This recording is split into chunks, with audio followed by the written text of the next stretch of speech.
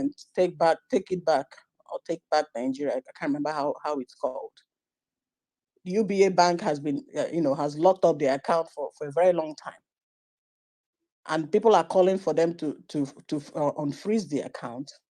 But we don't think we think that's all we can do, right? Because that's really what we'd like. Oh, just type, just say, oh, unfreeze the account, and they will do it. Of course, they're not going to do it.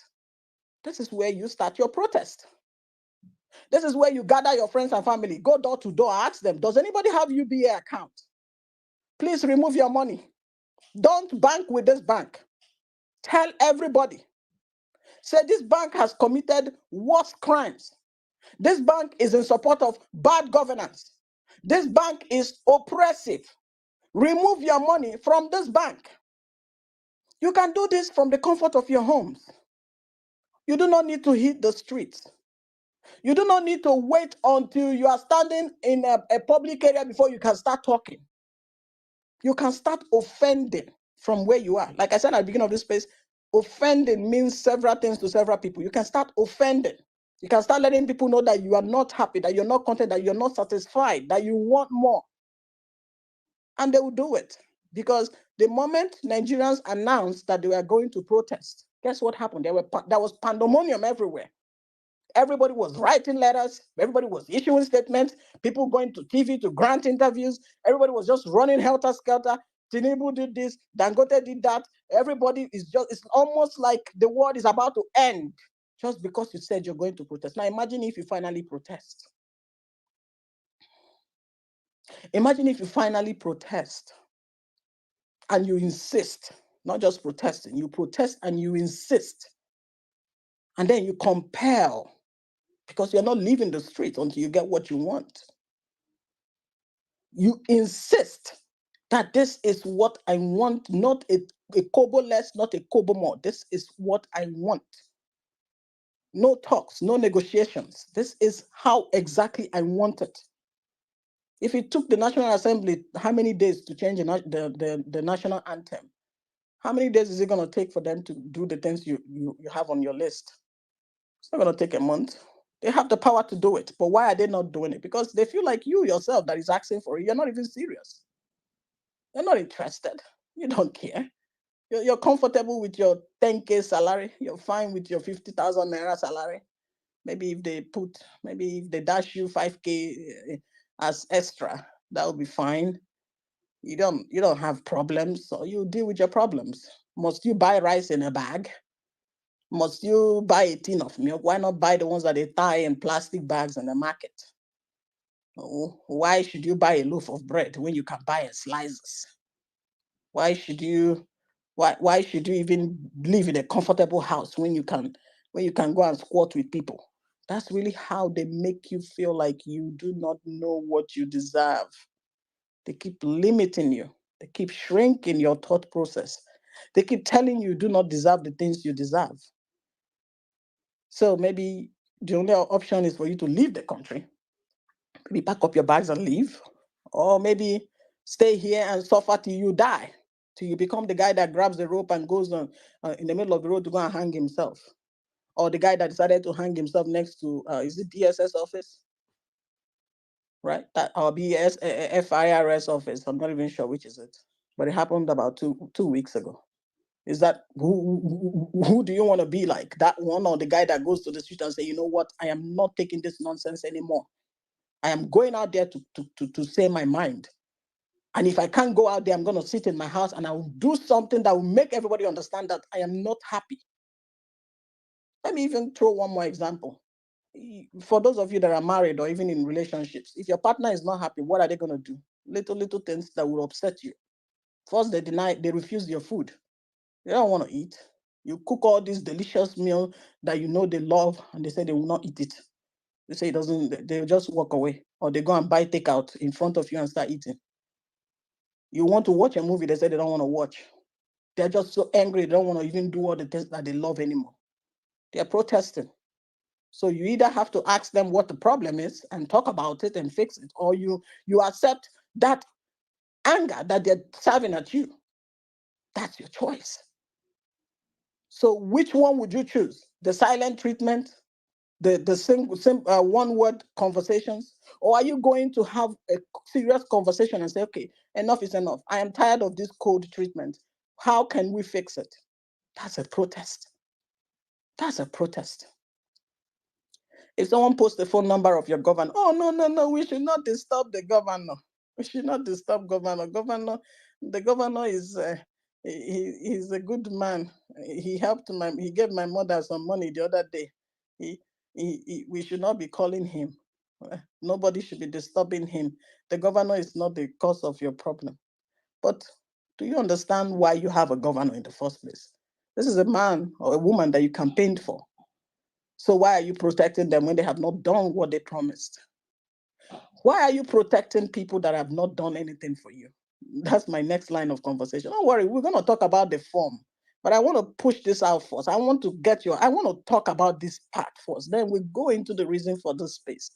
Because yesterday I had a lot to think about. I really want to have this conversation. Why do you kick against a protest? And why are you making it sound like it's a violent protest?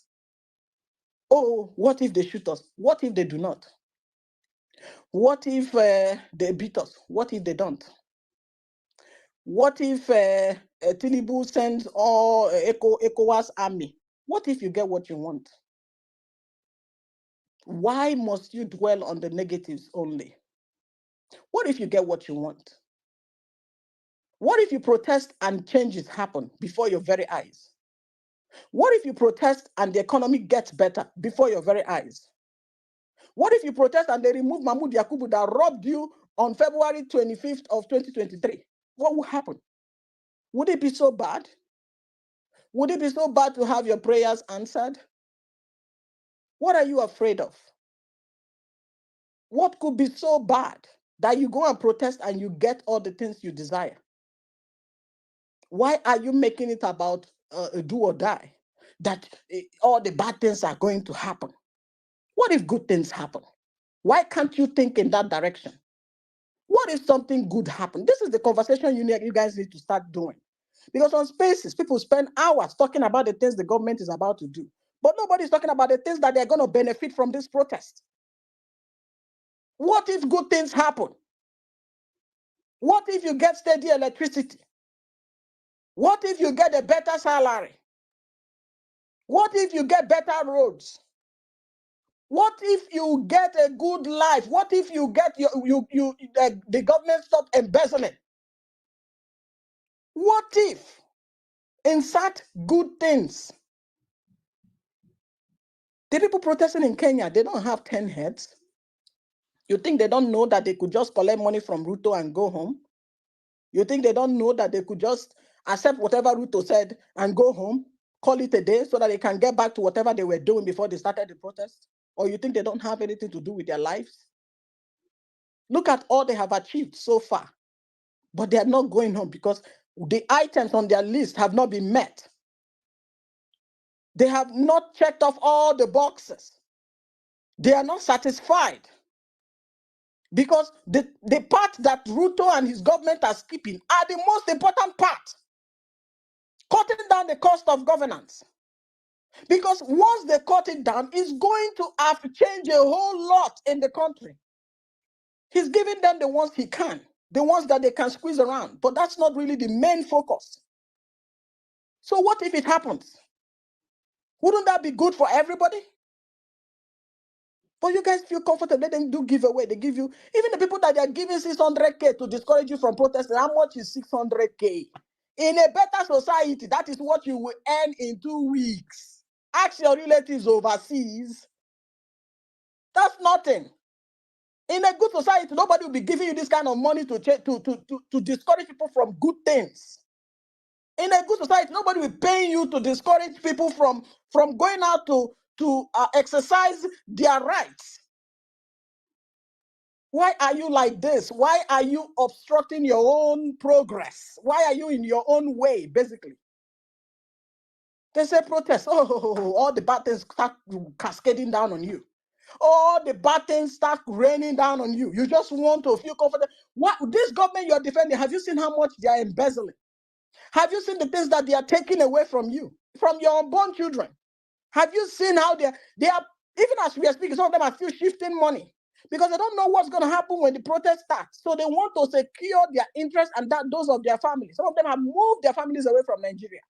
Some of them have moved away from Nigeria. They're not tweeting from the diaspora, but you wouldn't know.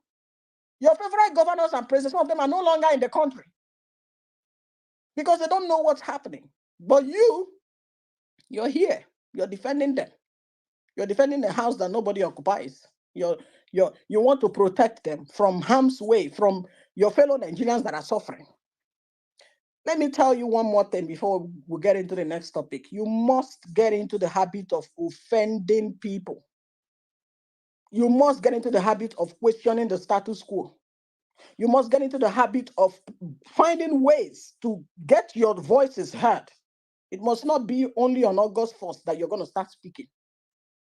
If you have their phone numbers, post it. Those governors, those senators, those HORs, all of them, ministers, post it. Call them and say, Mr. Governor, Mr. President, Mr. Minister, why are you in the way of my progress? It is your right. Call them, text them, email them if you have their email addresses. Question them, disturb them. The same way you are disturbing everybody on the timeline, disturb them. Disturb them so until they no longer feel comfortable in their houses. Disturb them until they no longer feel safe opening their phones. Look at Akpabio. A blogger posted Akpabio's number. Akpabio came and started crying. 24 hours later, Akpabio could not take it anymore. He even mellowed his voice. I didn't know Akpabio speaks so nicely. I've never heard him speak like that in my life. Akpabio almost was on his knees begging Nigerians to please stop calling me. Stop calling me. Oh, the ones that you people have called, my phone is crashing. Please, stop torturing me. Stop. Enough is enough. I accept. Natasha, I am sorry. Natasha, I shouldn't have said this. Natasha, I shouldn't have raised my voice. Please, Nigerians, I am sorry. That is really what this man was saying. All because you called him. You did not go to his house. You did not block him in front of National Assembly. You did not visit his children's school. All you did was call his phone number. It's a Senate president of the Federal Republic of Nigeria, serving over 200 million people. You people cooked for him and he could not eat it. Why not use that same approach and visit all these people you lament, all these other leaders you lament about on the internet? Why do you feel comfortable only complain, but when it's time to act, you suddenly remember one thing or the other? Call them. Call your pastors. Call your imams. Text them. Bother them. The way hunger, poverty, everything is disturbing you, disturb them. Nobody should be sleeping. Nobody should be comfortable. It should be known that if Nigerians are preparing to protest, nobody should be in the comfort of their homes picking their teeth. Nobody should be feeling too good about themselves.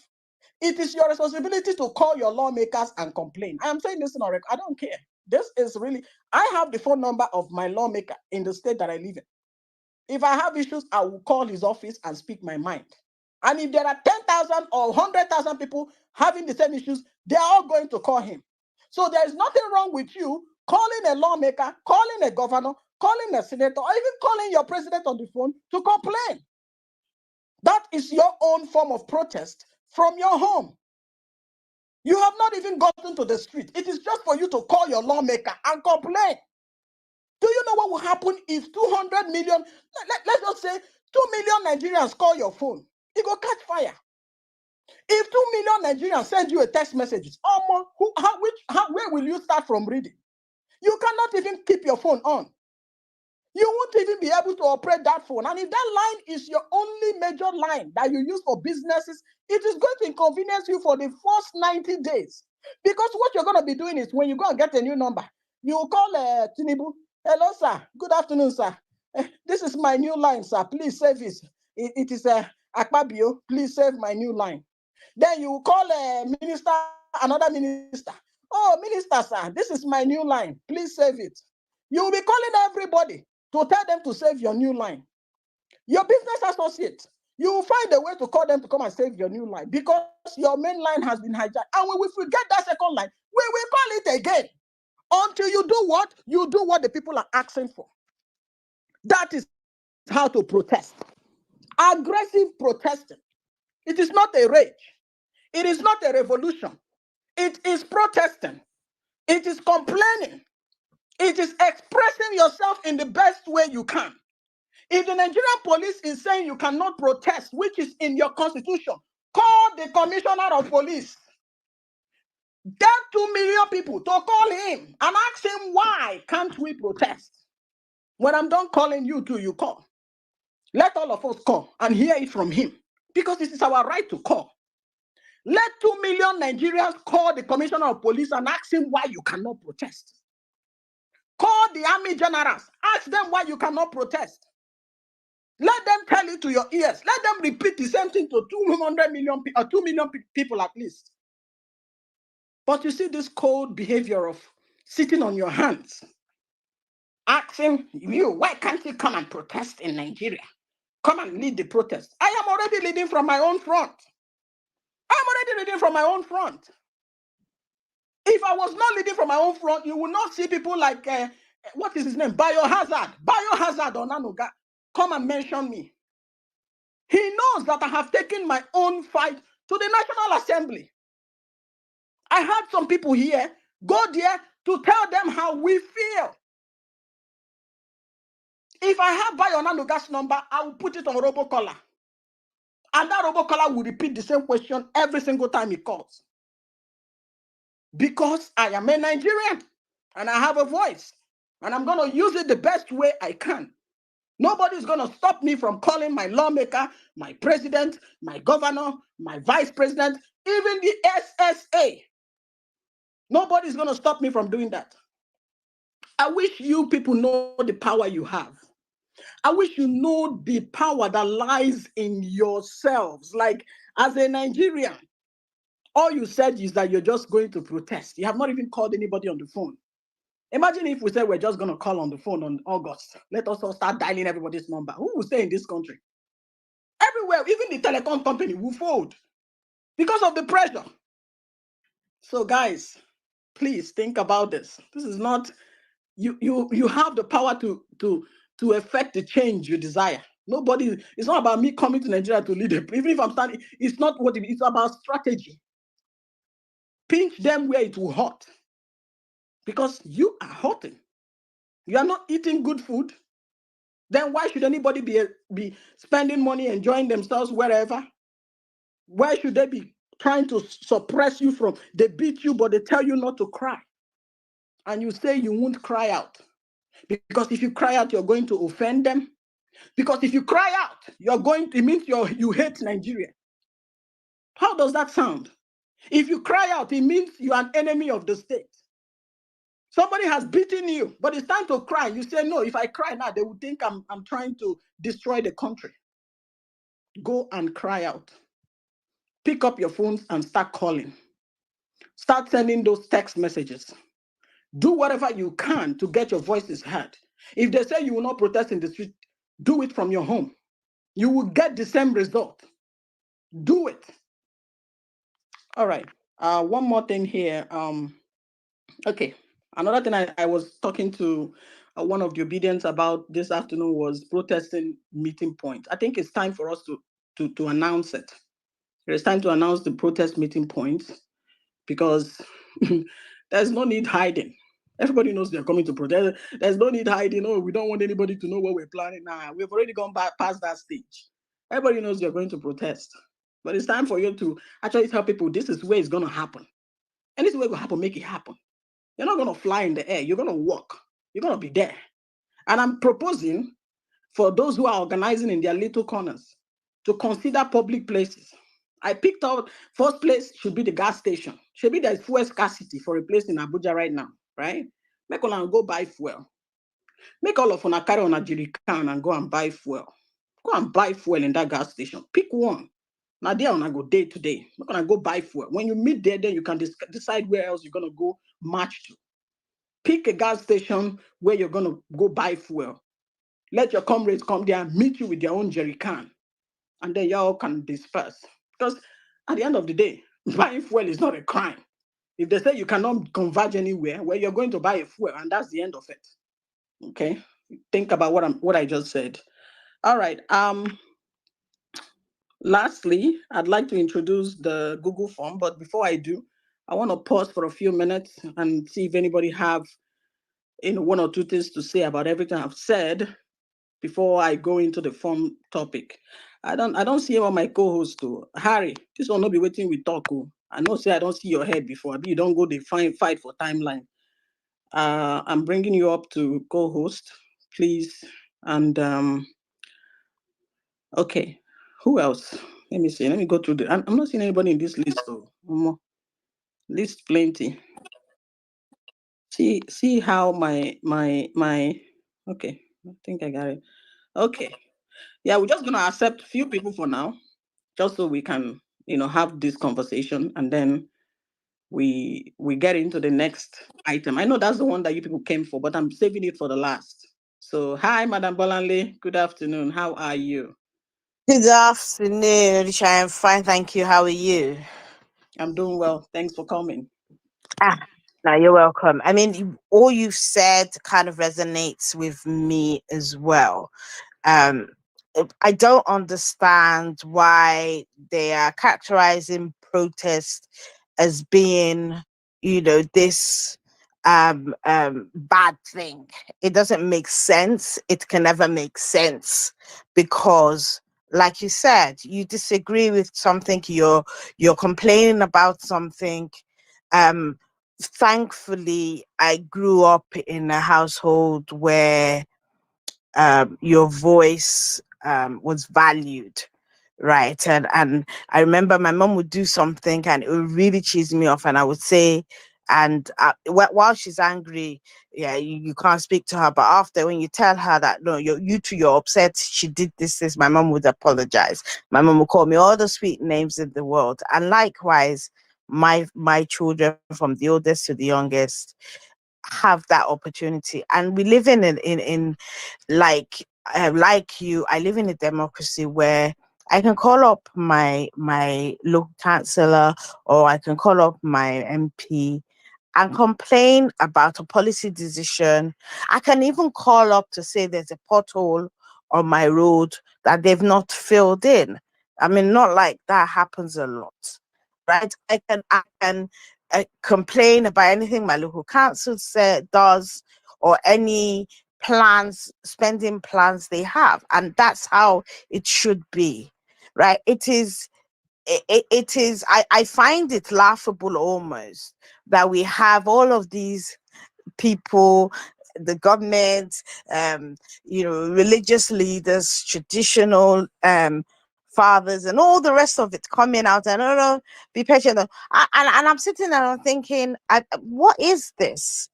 Tinubu government has no shame, right? Because all across the world, unless you are not practicing democracy, you have a right to protest. They are saying they're saying that there's no money tighten your belt, but every spending decision, shows clearly that it is a case of priorities, and having the common man, be able to feed themselves is not one of their priorities. Having people feel secure in their country is not one of their priorities. Their priorities is to make their lives, as comfortable as possible, right? And they're doing it on it's like when I see they've gone to borrow money again, and they borrow for this, they're not borrowing it for health, to improve the health sector. They're not borrowing it to improve education. All the federal universities, if you go, the hostels are horrible. The infrastructure is, it's everything. They're not doing it for that, but they are borrowing it to buy SUVs and all the rest of it. And then they're telling you not to complain. And what I hate most, and I've always said that hypocrisy is a Nigerian, right? Because these so-called political, religious, traditional CSO leaders in Nigeria are hypocrites, right? Who have obviously been paid off, because I don't understand. If the common man wants to complain, they have not said they are coming to fight. They have not said, oh, we're wielding weapons. We're going to cause mayhem. No, they want to, they want their voices heard. And the government has gone all out to try and stop it. But then this is on Nigerians, right? And I've always maintained, right? If it is not pinching you, fine, sleep in your house. However, if you see what's going on and recognize, right, and feel it in your own pocket, right, then do the needful and come out on the street. This very idea of them threat, if they weren't afraid of, you see, what it is and what they're afraid of, right, is the attention that this will bring to Nigeria, in the sense that all of a sudden the international community will be going, oh my God, Nigerians are on the streets. Why are they complaining? And then they will shine a light on the corruption that is Nigerian government. And they don't want that. Right. And that's why they're fighting so hard. But I've always been that person who, I don't mind being alone in my in making decisions or doing something. I don't mind going to front of the High Commission in the UK, in London, right, to make my voice heard, even if it is just me. I am not scared. And if I was that person at home in Nigeria, no matter what my mom or my dad, the elders in my family say, I have always been the black sheep of my family. I will do what I think is right. And this is right. They can't be telling you to, oh, don't be patient. The Argentinian government, I mean, it was around about the same time. And what did that man do when he came in? He cut government spending and managed to bring his country out of recession. Right, so they've now had two quarters of, no, yeah, I think the second quarter. Right, so they're in the second quarter and they're now out of recession. But we are about to go into the biggest recession ever, because everything they have done, both in terms of policy decisions, has made it harder for the common man. And I'm not understanding why you want that. What are you waiting for their permission? Are you waiting for their permission? Because none of this makes sense to me. And you might say, oh, it's easy to say that from where you are in the UK. Fine. But even when I was in Nigeria, and it was one of the reasons why my mom at a point, she was like, say in the UK, this your big mouth will get you into trouble. And it's not so much big mouth. It's just that I hate when injustice, I hate being cheated. If you cheat me, I'll hound you until you, one, you confess that you cheated me, and two, whatever else you took, you give it back to me. That's the kind of person I am. So when I say it, right, that when I say it, I don't say it from the safety of the UK. To the contrary, I'll say it anywhere I am.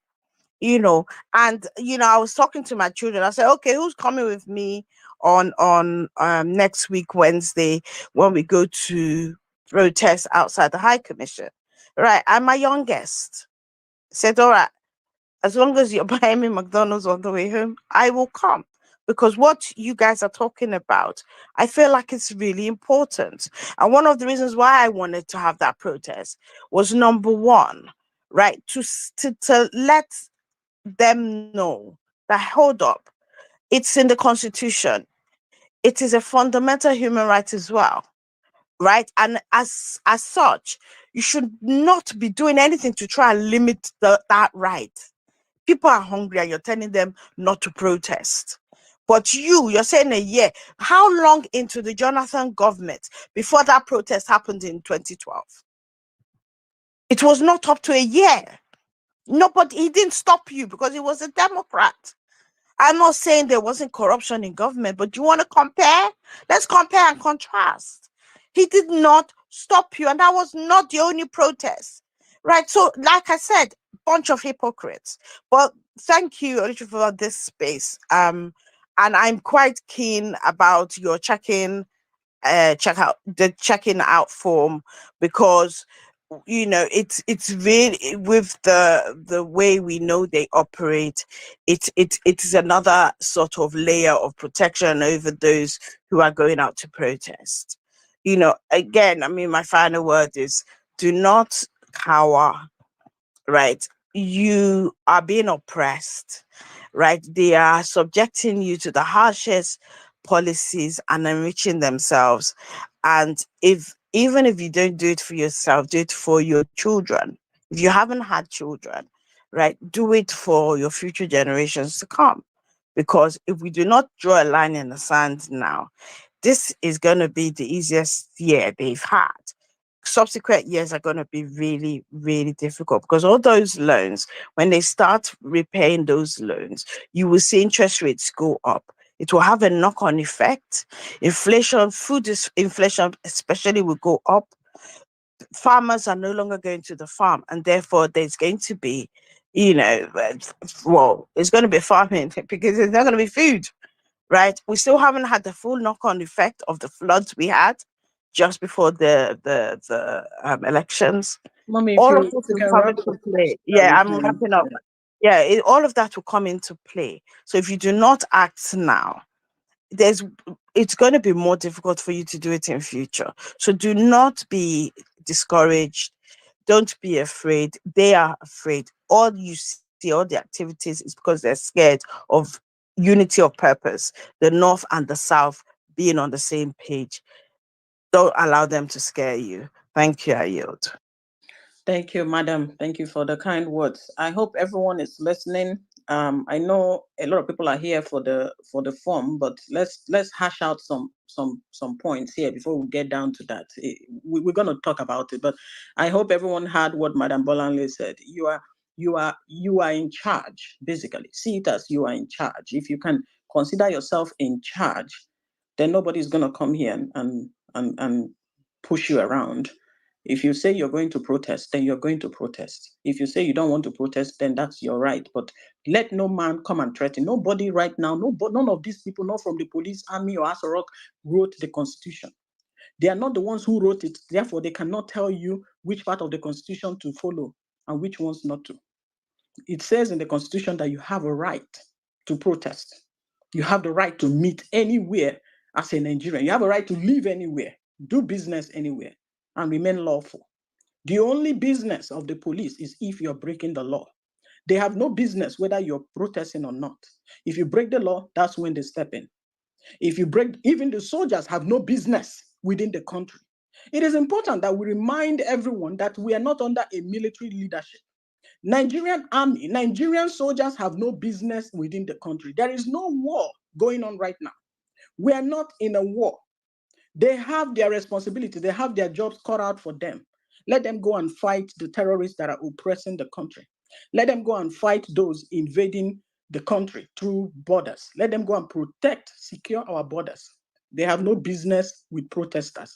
But if any of them says that this is where they want to pitch their tent, by all means, post their phone number. Let me call them. When I'm done calling, I will also tell all the 200,000 people following me to call them. When they are done calling, you too can tell your friends and family to call them and ask them, why are they within the country? If they are here fighting protesters, who is securing the borders? Why are they here threatening Nigerians? Again, this is not a military leadership, and we have to be very careful with what we're supporting. Nigerian army has no business with this protest. They did it before in NSAS and they got away with it. But we have to be very careful about allowing them to continue doing it. Tinubu cannot use the army to intimidate Nigerians. Tinubu cannot use the police to intimidate protesters. All right. Hi, Harry. How are you? Good to have you on. Harry is going to co-host today because I don't talk so my voice don't crack finish. Harry, you did the you see the timeline they fight. No, You no, don't doing drag all all the right. police people come out. You don't show all the chicken coop where they hide from. Man, people they take risk. You see person wey live for this kind of place, you call and say me come protect you for your gated community. Una they take serious risk. You see person wey live for this kind of place, you carry your handbag, your money and everything, give and say me they follow, may follow you into your motor, may guide your life. Una they try you. Harry, I beg, clear the room for us. Thank you. Good evening, everybody. Thank you very much, General, for bringing this up. Like I told you before, it's very important, and I really appreciate. So I'll just go straight to the point. Until I get home, I'll just go straight to the point. I mean, people that are raising their hands up, and I just let them speak. While General, why you go drink water? Abi? You don't get your glass of water. I go lubricate my throat. I ready? Oh yeah, may you suffer the sip suffer the sip. All right. Straight away, I'll go straight to metaphor. Metaphor, good evening. Metaphor, you there? Yes, I'm here. Good evening, Harry. You have the microphone. Thank you very much. I only just came here to say what I am doing to support the protest. And I want to appeal to folks to engage, if you like. I believe that we can cut across millions of Nigerians and inspire them to come out peacefully to lodge their claim or their demands to the government. Like Madam have said rightly, it's our right to protest. It's our right enshrined in the Nigerian Constitution, particularly Section 39 to 40. Our rights have been defined there. Peaceful assembly asks the government to change policies, to make amendments, and or to deliver on their promises. So there is no doubt, there is no question. What we aim to do is well within our rights, and it is legal. It is not the duty of the military to intervene.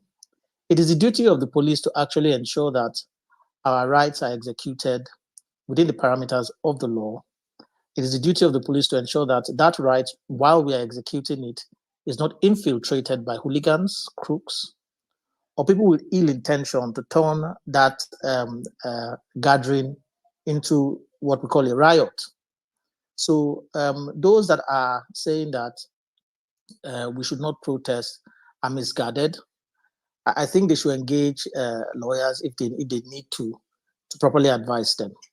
It's the right of citizens of that country to protest to their government, that they have appointed there, to make changes and or to demand, that certain policies be implemented. And that's exactly what we want to do. Anyway, here's what I want to do to support this protest. I took the opportunity to create a website, to link to a few other international medias to help them focus directly on what's happening in Nigeria. I monitored in my own little way, the NSAS protest in 2020.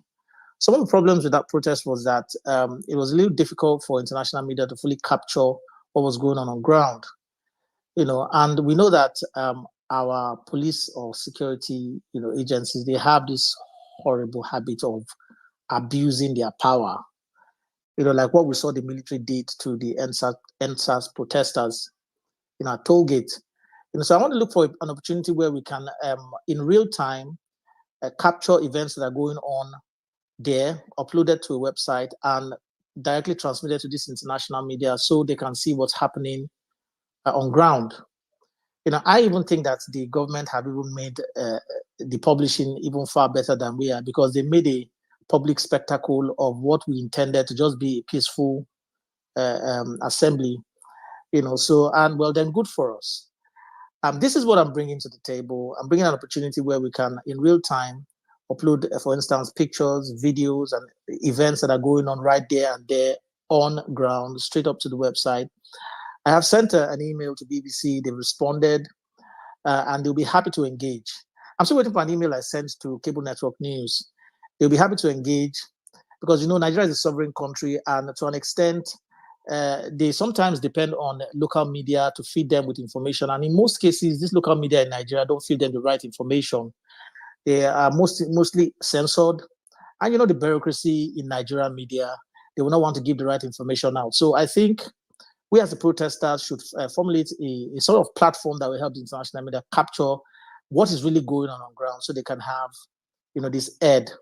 This in many ways go around to pressure the government into, doing the right thing and meeting our demands. If the world don't really know what's happening, they may not be able to, pass out, the right conclusions or matter. So this is just what I'm trying to bring to the table. I'm also thinking of even staging a protest where I am here, but unfortunately, it's proven difficult. Many Nigerians here, are having circumstances that I don't wish to explain on this site or on this space. They're having circumstances that will not allow them to go out to protest. But I want to also appeal to Nigerians in diaspora. You can also stage protests, the same protests in Nigeria embassy throughout the world, wherever you are. I think this will all go to even, help our Nigerians in Nigeria protesting. Because Nigerian diaspora will be saying about the same thing. They'll be making about the same demands from the government.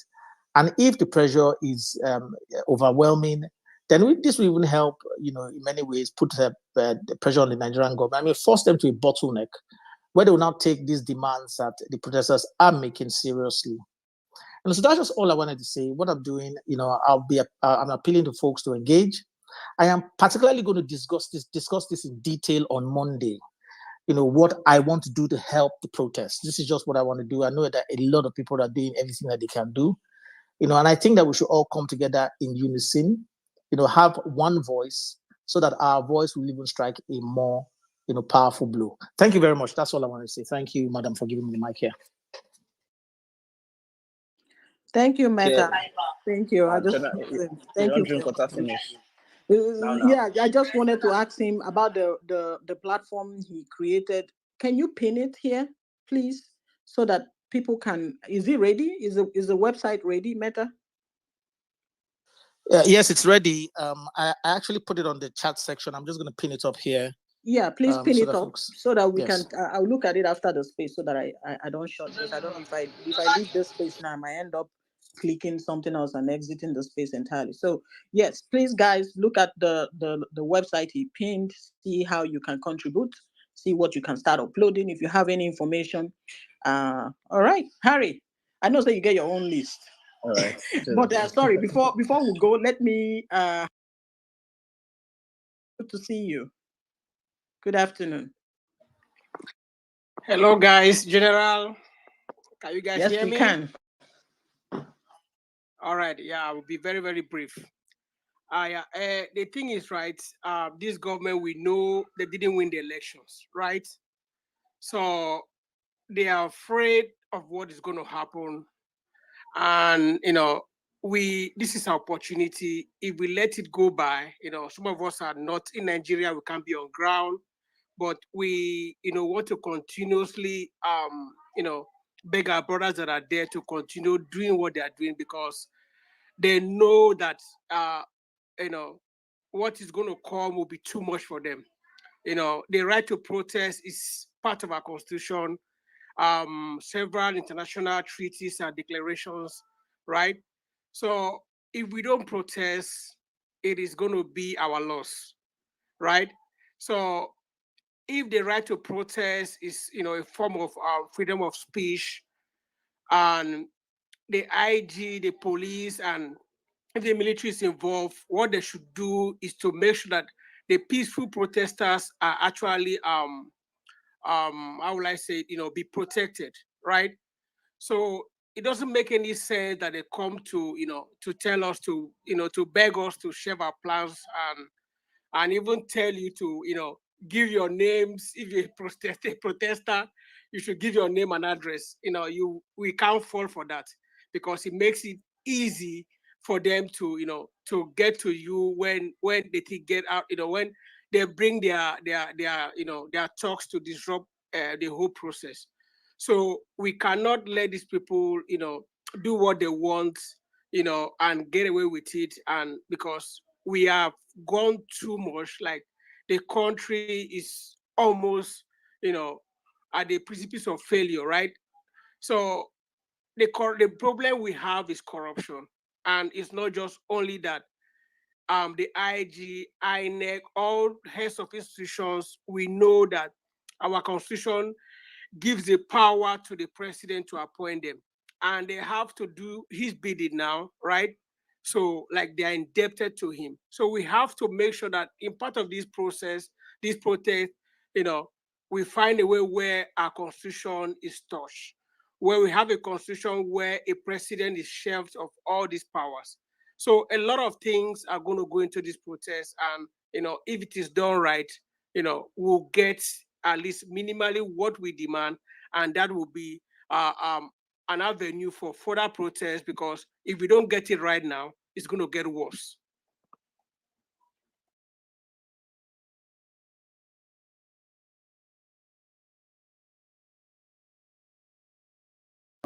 General, can you still hear Gabriel? Sorry, No. Gabriel, are you done? Was it network or are you all set? Yeah, I'm done. I'm done. I said I was going to be brief. Okay. Then when you bring about the form, then I'll speak again. Okay. Yeah, go ahead. Okay. All right, Harry. How far? You don't reach where you go? Are you ready? Or No. I'm like 15 minutes away, but okay. Let I'm me. ready. Okay. Yeah. Oh yeah, now. All right. So, no, if you're asking me if I'm ready to speak, no, I'm ready to co-host here. I'll just let the others speak now, and then I'll speak more calmly when I get to where I'm going to. Okay, no worries. We're gonna take two more speakers, and then I will talk about the form, and then we'll take more speakers. I just wanted to get a break in between, so that we can talk about the main topic of the day. Who else joined in? Akinsanya, how are you? I'm fine, Madam Oluchi. Good Thank evening. you for giving me this opportunity. Good evening, man. Good evening, Ari, my brother. With the situation of things, it's just so painful. But Madam Oluchi and Ari, I want to pray for you. God will help you. God will continue to direct you, because you see, a lot of people don't really know what you are, what is at stake. A lot of things. Both of you have your families, and then you are trying to put things right. You are trying to help people that are in need, but these people don't really have this understanding. Their time has been stolen, their money has been stolen, their resources has been stolen, and some crook, some evil set of people are still holding them, telling them not to protest. When somebody amongst these people living in trenches, when some people among them steal, they will kill, they will go after that person, do jungle justice for this particular person. But when a politician steals money or stole money, they come and whitewash it and tell you different kind of story. That time they don't have anything to say. They don't tell you not to do anything. And these people, this evil set of people, there are some enablers among people living in trenches. They are enablers. They are the ones that stand as mouthpiece for these evil people. But you see, these are the set of people that we are supposed to first of all focus on. I don't know what we can do for these enablers. We have a lot of them on Twitter. This is my own focus. Of course, I know we have to go ahead for this protest. But these enablers on on on Twitter, on different kind of social media. These are the people we are supposed to focus on. Look at you see their life, the way they are living their life. Their life is so miserable, and the only thing is they will come and be saying rubbish thing about government, like the government is doing fine. The government, you don't need to protest about this government. These are enablers. They are the ones that we are supposed to target. Some people we are supposed to target them first, and then look at this. But of course, we have to protest. It's very, very important. But you see, these people, they are spoiling a lot. I can tell you this. They make a lot of you, but Nigeria has a problem. Now, the major problem is we don't know what we want. This is just the reality. We don't know what we want. Nigerians, a lot of I can tell you 75% Nigerians don't know what they want. Your life has been stolen, your time has been stolen. And the most dangerous people that you should be afraid of is the set of people that stole your time. Because any time that is being stolen can never regain back again. But if they steal your money, you can still get it back. But your time has been stolen. This guy stole your money, he stole your time, he stole your strength. You went out to vote for the right candidate. They stole it, they stole your money, they stole everything, yet you did not protest. Now they are giving you what they are not supposed to give to you as food to eat. Now they still call you how to come and protest. You are saying, oh, people should not protest. People should not protest. This is evil. This is evil. I can tell you, this is evil. I feel like crying for Nigeria, but a lot of people don't really have this understanding. You are 10, you are 20, you are 30. Before you know it, you are 40, you are 50. Your strength will fail you. Nothing. Our parent has failed us. You know, I keep telling, whenever I have the opportunity to talk about this thing on life like this, our parent has failed us. And this is the bitter truth. They failed to step out to speak when they are supposed to speak. Now, some of us still want to speak. Some people, some ignorant, some dead brain set of people still tell you not to speak, not to do anything, and then let it be. Let it be. Now they are living life somewhere else, and then they are telling you not to protest. This is evil. This is evil. I can tell you this is evil. This is evil because their own life is better somehow, but your own life is something. It's miserable somehow, but you don't have this better understanding, and they are still telling you not to protest. Your parents failed. They couldn't pay for your tuition fee. They couldn't give you good life. You couldn't enjoy electricity. All the necessity of life that you are supposed to enjoy before you get to a particular stage. A lot of people are barely surviving. You are struggling for life big time. And you know you have this, you can see it to your face, you can see it by yourself. Nobody needs to tell you this because you are adult, you are grown up, you have this understanding, your brain is working. It's only when your brain is not working that is when you should believe that everything is all right with Nigeria. Everything is like Nigeria is a crime scene. That they were supposed to use the tape that the police normally use to surround a crime scene, to surround Nigeria and edit everybody out. And whosoever they found there, the person should go to jail. They're supposed to start investigating the whole of Nigeria. Nigeria is a crime scene. If you know, we are still talking about all these things. If you know the kind of crimes that happens in Nigeria every now and then, but these people, you don't have better understanding about these things. You're looking at where I am. I can tell you, by the grace of God, I'm comfortable. I don't struggle to eat. I don't struggle to go to bed. I don't struggle about my life. I thank God for the grace of God. But nevertheless, I still work. The government do their own thing, what they are supposed to do in the country where I live. They don't take people's life for granted. But Nigerian government take your life for granted, and you still believe that yes, they are doing the right thing. They are doing the wrong thing. These are evil people. Go out and protest. Nobody is telling you that you should kill, you should carry harm, carry gun or carry machete or whatsoever. Nobody is telling you just come and carry placard. Police that their own life is even miserable. I can tell you, few people that are enjoying the police force, they are the top ranking officers. Very few people.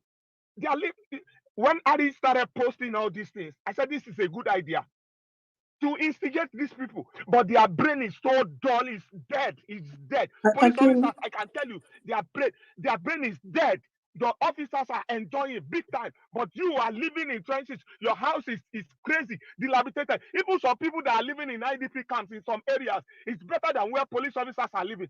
And they step out of that place, and then they come out and look at you, and you think those people are going to protect you, they are going to save your life, and you are carrying food. That's why you see that they run after you, they collect your food, because they see that you are living better than them. But you don't have this better understanding. Come out and protest and look for the best thing for your life. See, I'm so hungry and angry. You know, I'm so angry where I am right now. I don't even know. Let me just yield the mic so that others can actually talk, because it's so appalling. I don't understand. Nigeria is dumb. Nigerians are dumb. They don't know what they want. They don't know what they are supposed to do. This is crazy. This is evil. Stand up for your right and do the right thing for once. If you think you are not going to die, you are dying already. You are dying already, because the kind of life you are living is one of the worst side of life. You are dying already. You are dead. You are a living corpse. If you don't know, you are a living corpse. Most of Nigerians are living corpse. You're thinking, oh, if you come out, they're gonna shoot you. They are gonna kill you. You are dead already if you don't step out. Because whether you like, you are going to die. Whether you like, you are not going to die. Whether you like, you are going to die. Whether you like, run. If you run away from your responsibility, you will still come back to it. And that is the principle of life. No matter what you do, run away from your responsibility. Go far and wide. You will still come back to it. You cannot run away from it, because that responsibility will wait for you. And you will get it. Thank you very much. Akin, Thank thank you. you very I'm much, so sir. sorry for taking your time, please. No, I'm no, so no, no, no. I I'm really so angry. understand. Seriously. I understand. You I know. would have, personally, I would have given you more time to speak because you're literally saying everything that I would like to say right now. But I don't know which other way to do this or to wake these people up. But I can feel the pulse. The time is now. It is coming. It is coming. Trust me, it is coming. So, Alien, you've raised your hand for a while. I'm just going to let you speak next, and then I ask General what if she has anything for us. Alien X, Okay, thank you very much. Can you hear me? loud and clear, sir. Yeah, I just wanted to talk about some very few things. Firstly, I want to say I am in full support of this check-in and check-out. The IGP is now being a tool, and I say it with if he wants to arrest me, I did Nigeria, I know they run, come out. Come and arrest me. You are I don't want to insult you now. You are being a tool for these useless See political the people. problem I was just saying. Sorry, I had to jump in, Alien. We were just talking about you don't want to insult him, but he has been doing things that is not only insultive to you as a Nigerian, but to the entire country. What are you holding back The for? host, What is happening? I Say think what is say there your mind you right you now. go. So I think say you go remove me if I remove insult it, them. remove They it get for some what? Remove it for spaces. what? To keep person. You keep person. It's not Uh-huh. what they keep person. You Thank talk you. what is there your mind. Oh yeah, I beg. oh yeah, nice one, nice one. Every day I do state, so the spirit is one. Yeah. Now see, I swear to God, thunder fire your yansh. You that useless IGP police. I swear to God, people want to. Are you not seeing how your own people are suffering? Suffering every single day. And you are coming to, you think say we be mumu. You don't look us finish. Ah, Jesus, they don't look us finish, Nigerians. They have looked at us finish. Me, I will write my name and my location and come and give you as per mumu. Then the leader, so that when everything wants up, you will come pack all of us the way you they pack people on streets. You go and arrest people anyhow. Do you think we are fools? I beg us, Nigeria, I am in total support of this Google form check-in, check-out. Please go and fill that form. It is for your safety. These people are already planning to truncate it. Tinubu, people are complaining. You are calling leaders to talk to them. What are they? Are you too big for us? Even if my leg bend, even if my eye close, are you too big for us? Are you too big to speak to the Nigerian people? Come off your useless high horse. During election, you did not even come attend proper interview. You were not properly questioned. Now again, we are complaining of things that is happening to the Nigerian people. Your own senators have told you that it is social media that we are pushing this thing. Everybody from Nigeria is complaining. Can't you host? Can't you come to a space and talk to the people? You are busy calling political leaders, pastors to be telling us nonsense. Are you people mad? I don't understand the stupidity that is happening. People are dying. There's a space now that I came where a Hausa man was saying that people are eating grass in the north. A lot of useless people were attacking me. I showed them video. They were saying it's a lie. There's video out there showing people are still eating grass in the north. People are suffering. People are crying. Go on spaces. Yeah, people are crying. I heard a 50-something-year-old man on space crying, talking about Nigeria. Please, I beg us. Number two, I want to say, if you people kick me out, no problem, I'm ready. Omoyele, Shorere, that thing you people are doing is nonsense. I'm seeing your space now, close to 1,000 people. I am calling on all of us good-meaning Nigerians that are serious for this thing to please, if it's possible, go to that space and tell him that we are not interested in this your day of rage.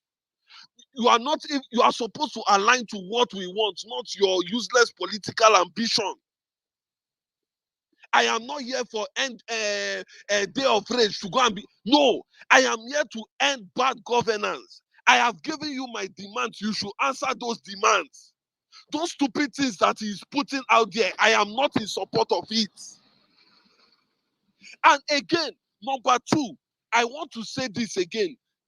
Comrade, you are doing very well. Comrade is a popular host of a space. You are doing very well, but we are seeing your tweets saying, why is Peter Obi quiet? Why is Peter Obi? Oh, God, shut up your stupid mouth. I wanted to raise it on your space. You muted me. You muted me. You wanted to push me out. In fact, when you dropped me, when I wanted to come out, you did not allow me.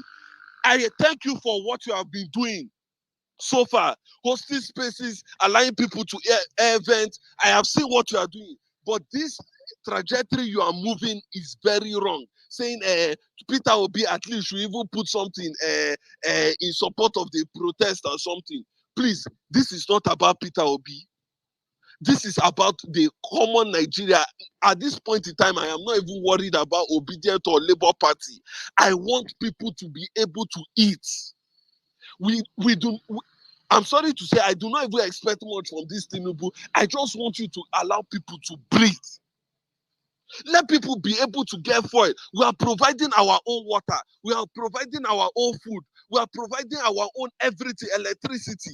And then you are still putting everything high. Schooling, you have made school over 100%. You have made the water. We don't even see the water. What has Ministry of Human Water Resources done for you, Nigerians? When last did you open your water and you saw water from water board? Electricity, no way.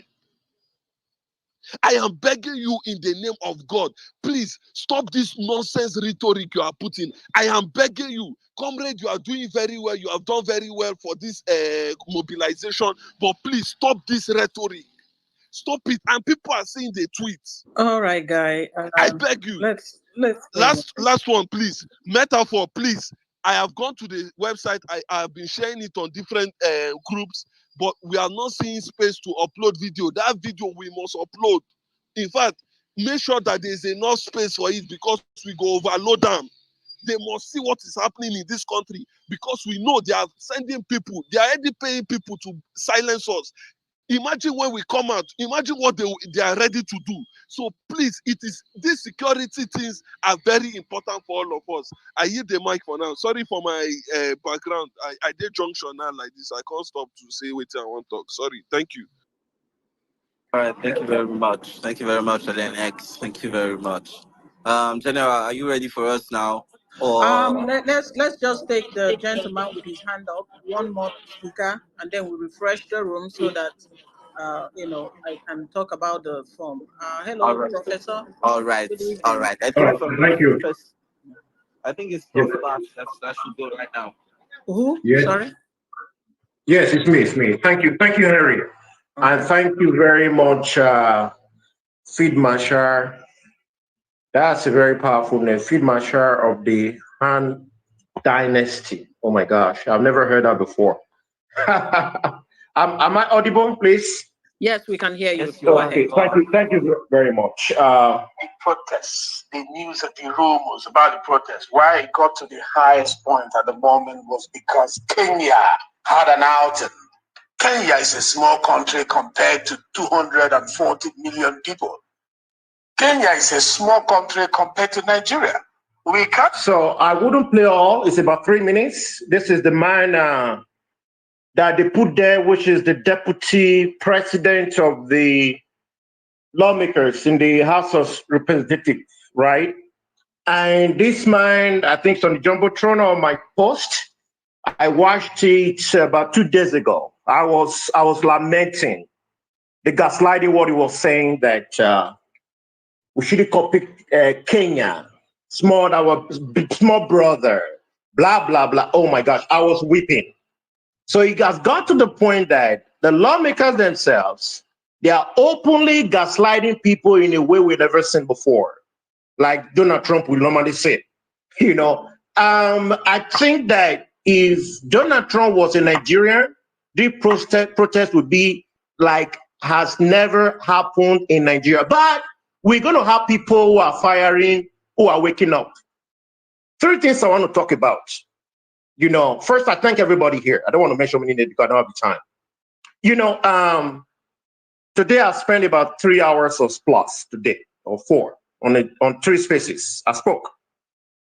And the first one I'll say right now, I want everybody to give emoji to our beloved Nigerian women representing Nigeria in the Olympics. Please, if you are here, give emoji to Nigerians representing us at home. You know, because we need to remember them. But while they are playing hard against Spain, I wish they have a country that will return with flying color, with hope, and like what is happening in the country they are playing against. You know, but we should not forget them. And that's why we're fighting for them. You know, that's the first point. The second point is the post we have on the Jumbotron, the poll with comments we have. Please, listeners, speakers, co-host, host, let's emphasize those points. Let's read them and share them. Please share them, because what we're doing right now is part of protesting. This protest has to go to every nook and cranny. Very important. And, you know, I don't have the time to emphasize the essence of comments and posts. And then we are lacking behind on that anyway. So we have to redo it so that you go to everybody, because not everybody is on X space. But when we share with your neighbor, with your friends, and someone said in the church, the space I was before, he said in the space we should protest. I really accept that. And I want to tell everybody, it's not only the church. It's not only churches. Also mosque, churches, gatherings, family meetings, everywhere. I repeat, everywhere. Because they should know that we in diaspora and we living in Nigeria, we are woken up. So let us make sure that tomorrow, an off-service moment or prayer time or whatever, go and protest. Because look, whether you're a Christian or a Muslim, doesn't matter. The price you use to buy bread, or the price that the bread or gari or whatever is being sold, it is a price. They wouldn't ask you what political party you belong to. They wouldn't ask you your connection. It goes round to everybody.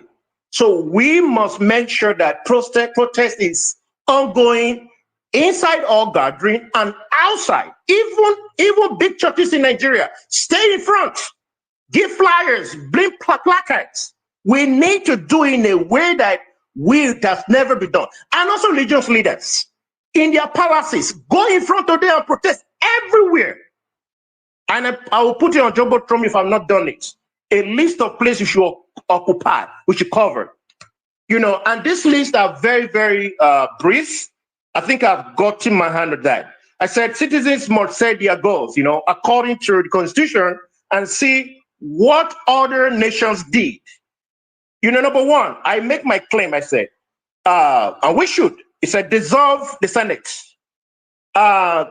Dissolve criminal INEC must end. Judiciary corrupt judges must resign and the body reformed. Number 4, new election for new governors.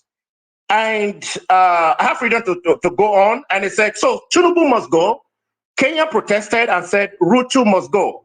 And within a short time, Kenya was turned upside down. And the president came online, I was there, and tried to appeal. And, you know, he was shaking.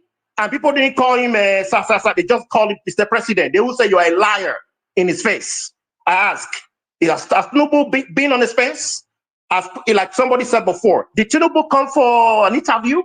That means, hello, folks, we Nigerians, we employ someone we never interviewed. Can you do that in a company? So we need to correct our wrongs, by the way. So we see that the finance bill that the Kenya put on the floor was retrieved immediately because that place was hot for him. And they are still fighting right now. So the people spoke. Note, it is a must for Bola Tinubu. It's not a must for Bola Tinubu to complete his 4-year period. Shagari did similarities. He and his team wasted 4 years of people's futures, in plural. And many committed suicide. And like as we talk now, many are dying by suicide. And or so many were killed. Why the media houses are sanctioned for carrying the news, the truth. Okay? So I mentioned names and all that. All people like this, our beloved sister co-host, are the host and the co-host and everybody here, powerful men and women who have been on this movement for quite a while now. Since last year I knew you guys. You know, so we need to share our experiences living abroad. The one we enjoy if we don't have a job. I'm one of them. If I didn't have a job, I got about $500, $600, food for free. Nigerians are not having it. We need to equip the masses so that they know what they have been missing for decades. Okay, so I round up with the last point. Okay, so now I put on the Jumbotron also. I'm sorry, I don't want to take much time. I'm just being fast right here. I said right here, it's on the Jumbotron, said, how do you, sorry, one minute sec. It said, how to organize a peaceful protest. Number one, assemble. Number two, organize. Number three, define. Number four, research. Number five, prepare. Number six, notify. Number seven, publicize. Number eight, know your rights. Number nine, remain peaceful. Protest is something when you speak out the issues that you are passionate about, especially you believe that exercising your freedom of speech, your right to speak, your power, we help accomplish those goals we have listed and many more to be listed. So I don't have time to analyze it. Maybe we'll have the space, or if I give you time or time, we can enumerate all these things. Our goal must be very clear. These shenanigan governments, like Buhari, that came and gone, and you know what that man was saying? He said, this man will be there for 8 years. He's even doing campaign. Why? Because he felt that Nigerians are like in the coma, they're in the, like, I don't know, maybe the coma. But we are going to tell them we are not in a coma. We are not in the emergency ward. Maybe we were there before, but we all are healed. We are ready to launch out and make sure that we change the narrative. And I want to round up with the next few minutes or seconds I have. You know, let's freedom of speech reign in all spaces, please. Let people say their words. It is debate, whatever. Let us do it. Let's not gaslight anybody. Anybody that try to cover up freedom of speech, that person should be called out, whoever it is. I like what Bolale, my dear friend, said before. He said, you know what? I like to do it alone. And that's who I am. When he was saying that, I smiled and I gave her an emoji. If anybody is trying to side one or the other person because of friendship or followership, whatever, we need to stand our ground. We need to stand our ground and make sure that we stand on the truth and make sure we're ready to take on these guys. And if we, and I like what my lawyer friend, can you wrap it up so that we can move on? Thank you very much. I know. I like what my friend Metaphor said about the website. I want to assure everybody, this is not the time of answers. Now we have smartphone everywhere. And while the protest is going on, everything will be uploaded and sent on immediately on our Space Live or website or whatever, so that the world will know. And you know, I'm sorry, I have a lot to say, but I'm going to round up now. Look, don't be afraid. Cowards are afraid. People who don't have backbone are afraid. I encourage you, go out boldly, and anybody that is killed, we're going to stand against them.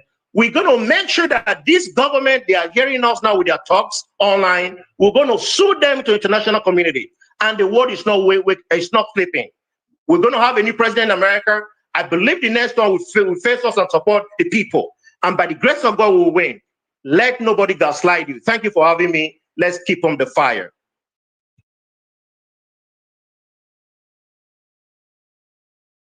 Thank you. Thank you. Thank you very much, Prof. Okay, so Harry, are you back? Are you ready to speak now? No. No, I need an extra second. I don't know No if you can wahala, hear no me. wahala, just checking in. Okay, all right, guys. So let me get into the reason for this space, which was originally to introduce to you the Google form check-in, check-out form that I created. Now, the reason that I created this form was just based on what has happened in the past, because I am naturally a problem solver. I do not just dwell in problems. I think about how to solve it.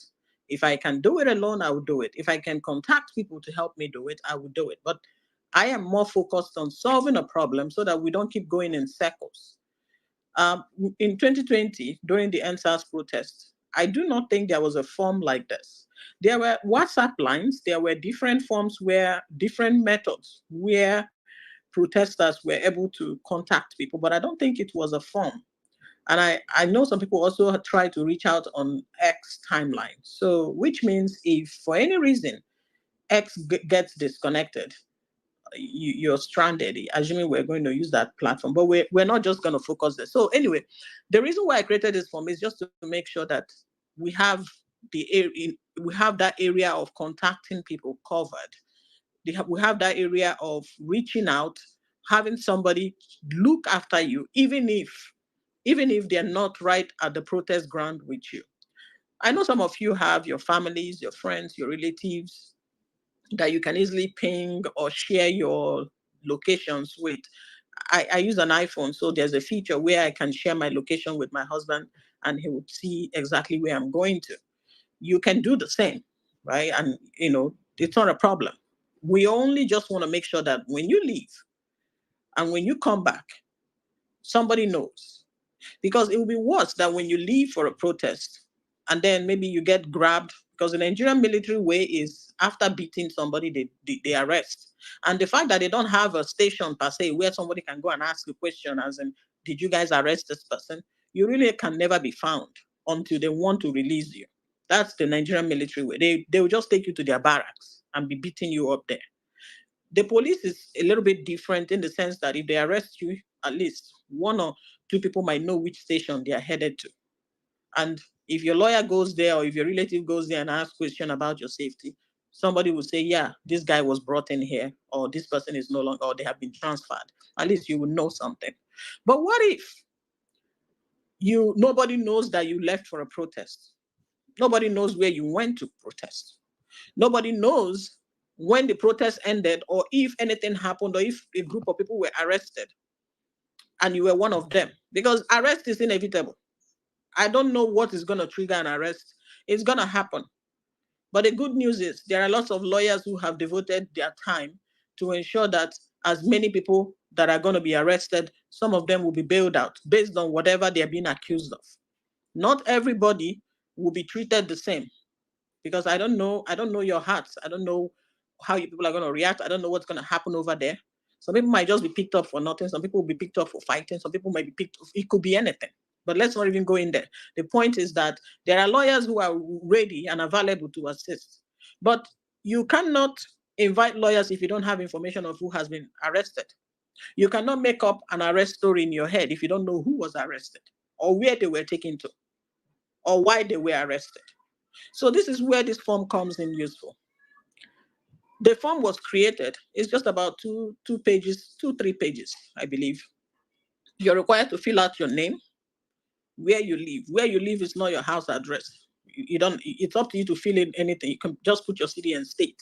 These are identifying information: who you are, where you live, contact information of your relatives, so that when you go out, maybe you checked in because there's a box for you to check in. When you check in and you do not check out in 12 hours, we're going to look at that list and say, okay, this person has not responded. Maybe they forgot, or maybe they lost their phone, or maybe their phone had an issue and they could no longer get back online, or just maybe they were picked up. We will never know until we begin contacting people. We're going to try to reach out to the people you posted their number. If you provide it, if you provide a relative's number, we're going to call them and ask if they have heard from you. If your relative says they have not heard from you, then that's a red sign. That's a red flag. If your relatives say, yes, they have heard from you that you are arrested, then we can see how we can help. There's nothing wrong in helping. If they say, no, don't worry about it, we'll take care of it, all that will be documented.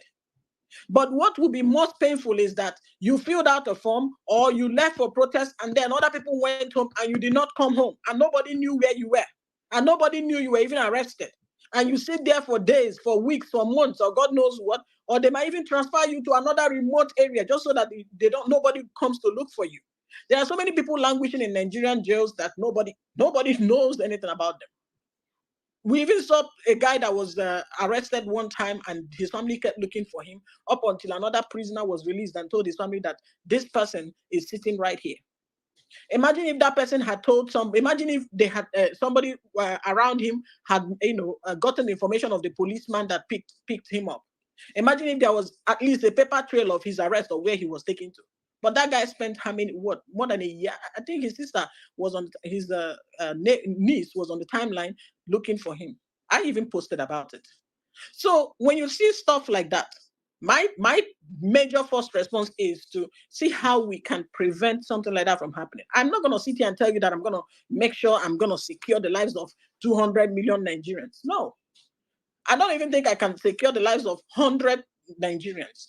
But for those who tried to use this form, for those who checked in with this form, even if I cannot go and bail them out, I will at least let the world know that this person protested and never came home. Questions will be asked.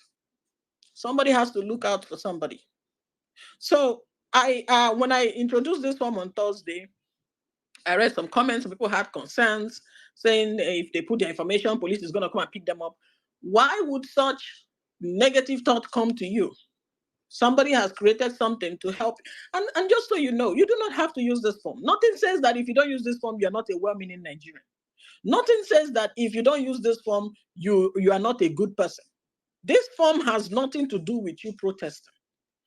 I really don't even want a lot of people to use it, just so that we make sure that you have people that are looking out for you in your family. But there are people who don't have that kind of people looking out for them. So I do not want you to associate this form with anything negative. All it's meant for is to make sure that you go out and return home safely. Another important feature on the form is for you to take a photograph of the outfit you're wearing for the day. That's a selfie showing what you look like for that day. If we're going to post this picture on the internet, we want to post the most recent picture of you. We don't want to use a picture that you took in 1996 to start looking for you in 2024. We want to make sure that when you left home, you were wearing a black shirt. And if there's anybody around you or around the protest area that saw you or saw you getting dragged into a van, that information is helpful. So again, I don't want you to associate this form with anything negative. I don't get paid for it. I think it's even going to give me more work than I should even be putting on myself, because now I would have to devote a portion of my time to be checking that list periodically. I'm also going to have somebody else check it. But as many of you are here, I don't even know you personally. For those who do not have yet their real names and photographs, I don't know who you are. So even if you go and fill out that form, there's no way I'm ever going to trace it back to you. And obviously, I'm not a friend to the Nigerian government, not in any ramification. You have seen it, you have had it.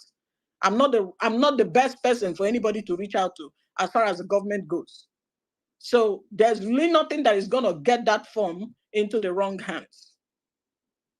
Unless the only thing is, if you do not want to fill it out, you are 100% in your way, within your right not to.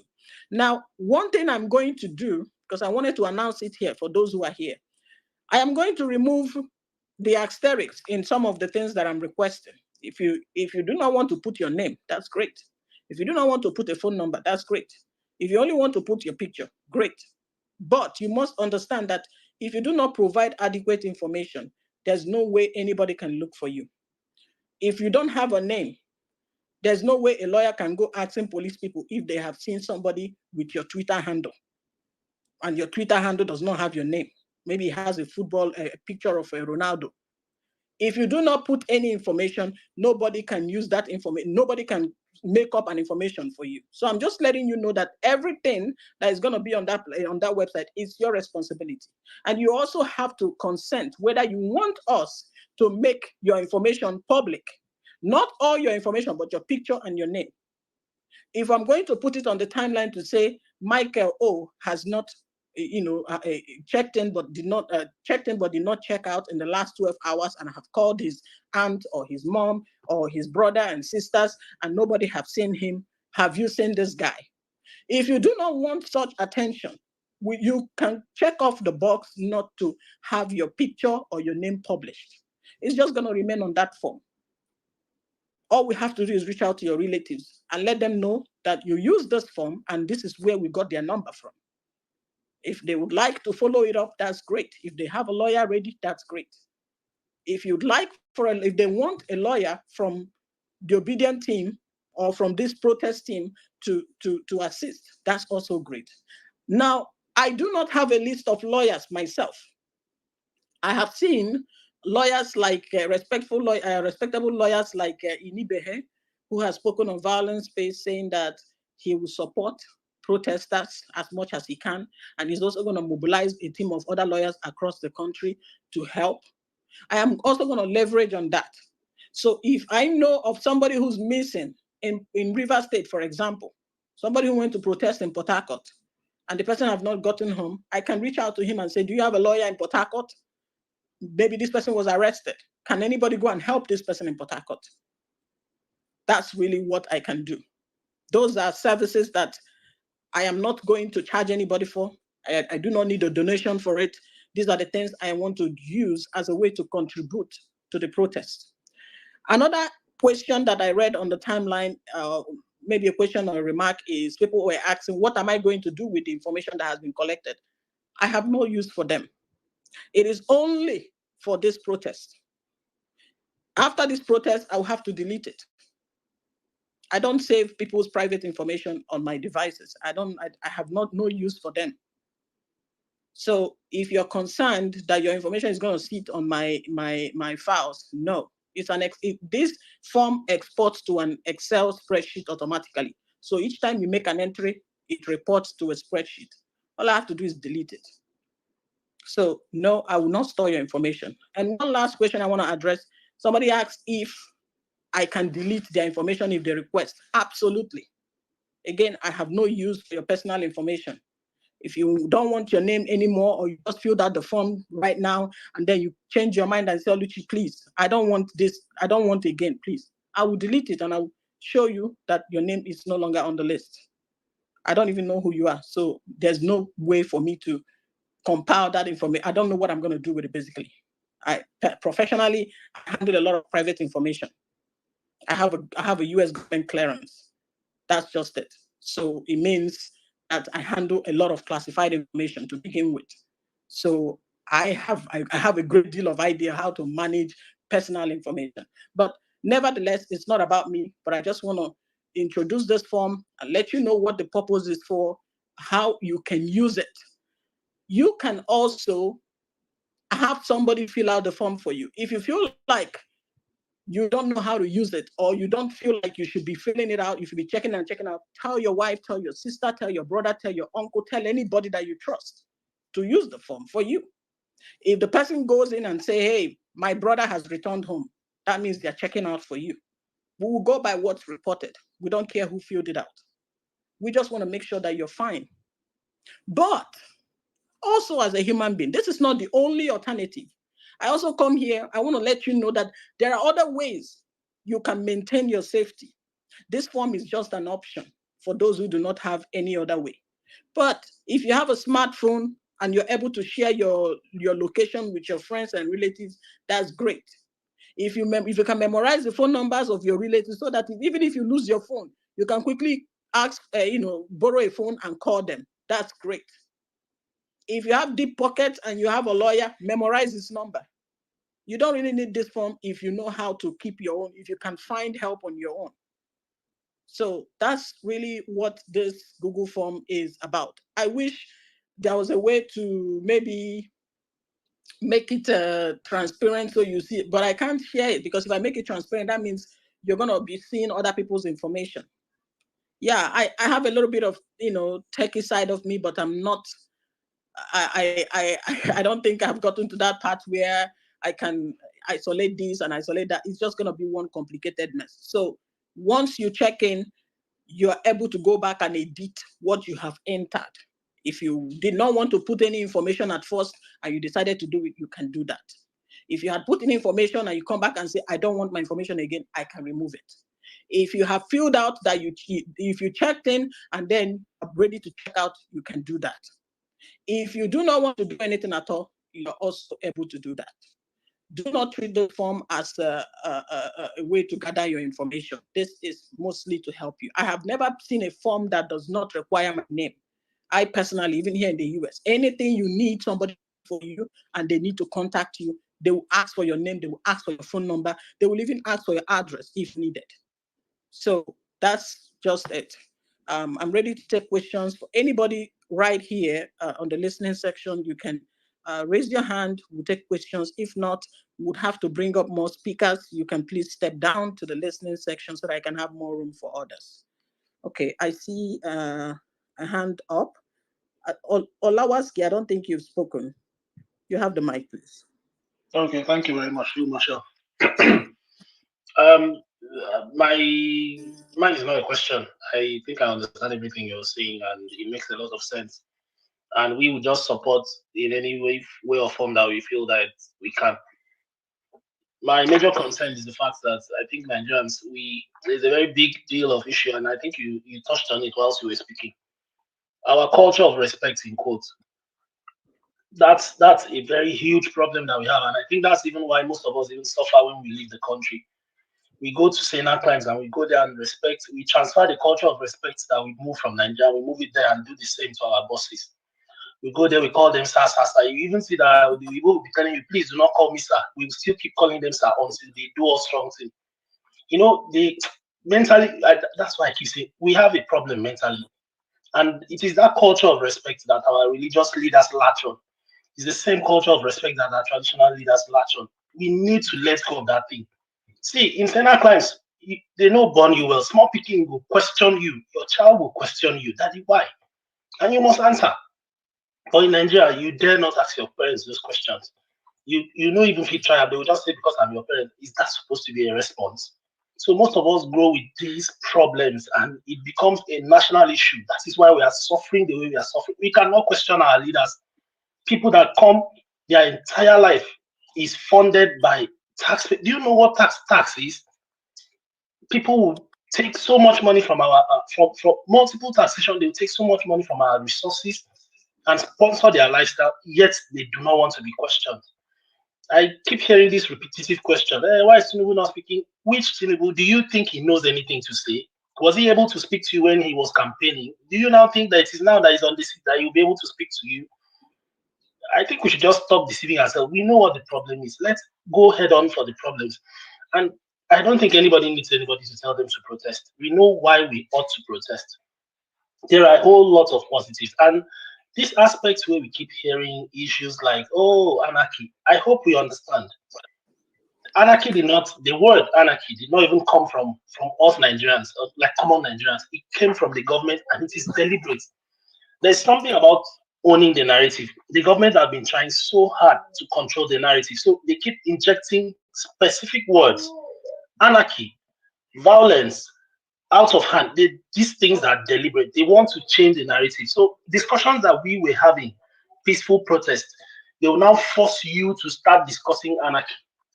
And it is only on this platform today that I have seen that Field Marshal was very deliberate in saying, why are we only thinking about the negative, which is what the government has been doing. They've deliberately pushed everyone. You see several spaces, people open spaces and be discussing government talking points, and you'll be wondering whether they are mad. Because I don't understand. There are several reasons why you should protest that will benefit you, but you choose to be doing government talking points. Government will use their propaganda media to be pushing particular narratives, and you see obedience handles with thousands of followers reposting those. I don't understand. What are you trying to repost. Are you now becoming a propaganda channel for the government, or you're supposed to be sending your own message? We don't even have platform. So the few platforms we have, you now use it to be re-echoing what the government is saying. Sometimes I don't know how we act sometimes, and I understand that once we have been, some of us behave like chicken that have been kept in a cage for a very long time. Once they allow them to step out, you see that they start struggling. They'll be standing on one foot. They'll struggle, and I understand that's the problem. I just hope we need to protest, irrespective of whatever it is. And once we protest, we would see the kind of chains that will be breaking. There are several chains that are binding us. And once we protest, you will now see that Tinubu is a nobody. I swear to God, you guys will discover how minute. Sometimes you think your problem is so big. The problem we have is like an Can elephant. you wrap up, please? Yes, I'm wrapping up. To wrap up, the problem we have is like an elephant that is tied on the rope. You will not understand. See, he is as minute as our problems are as minute as well. It's just that we do not know the power that we have. Thank you very much for this opportunity. Thank you for your contribution. Thank you. So I like that you touched on the fact that people are more focused on the negatives and not thinking about the positive aspect. And I just want to also throw it back again to Nigerians that think about all the good things you can benefit when you ask the government to do the right thing. You can get something as simple as free education for your children. Who wouldn't want that? The amount of money you're paying right now can go into something else. I mean, this is not rocket science. This is something that many sane societies are already enjoying. Even your politicians that sent their children abroad, or some of them, they had their kids overseas and their kids are citizens of those countries and they're benefiting from those free education and every other benefit that are accorded to children born in those countries. But they will come here and make your life uncomfortable. The US, for example, at least from my own experience, it's not a hearsay, it's not what I read on paper, it's not a news on CNN or Sahara Reporters. This is my own experience. I have a toddler. I have a toddler and I have a son in kindergarten. Actually, he just finished kindergarten. Most of you remembered when I made a post about him not liking my meals because I was packing food like every Nigerian mother. You pack breakfast for your son for your child, pack lunch in his lunch bag, but then when he comes home, he didn't, he doesn't touch it. It's the same way that I sent it. I'm like, are you even eating at school? I got so worried. And I called the school and they told me, oh, they offer, they maybe he's eating the lunch at school. He likes the lunch at school. I said, what kind of lunch would make a child reject the food his mother prepared for him? So I took a look at the list. If you see the kind of food that they're giving these children for free, you have to pay a lot of money in a restaurant to eat it. I was shocked. Free food. It's not just for him alone, for all the children in that school. They give them breakfast. They drink milk from a can, from the little hood box milk. It's not like the one that they tear open a cowbell and mix it in water. This is already pre-packaged. They eat breakfast, they eat lunch, and it's a buffet style. They get to pick what they like. They eat this thing every day, Monday to Friday. So you can imagine when I give him rice and stew and chicken, he will just ignore. He say, "What is this?" My mates are eating pizza, chicken nuggets, chocolate milk, ice cream, something sweet, candy to seal up the day, fresh juice, and mom is giving me rice and beans and chicken.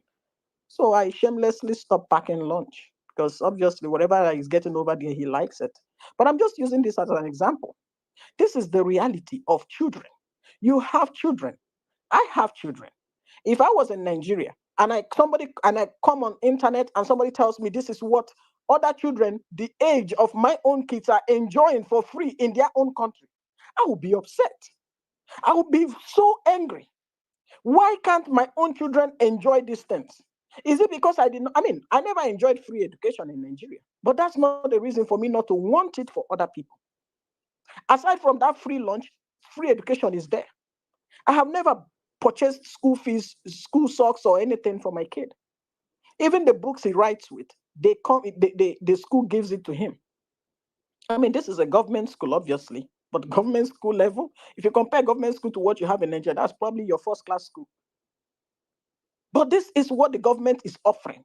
Exactly what it says, government school, government sponsored school. That's what the government is offering children for free.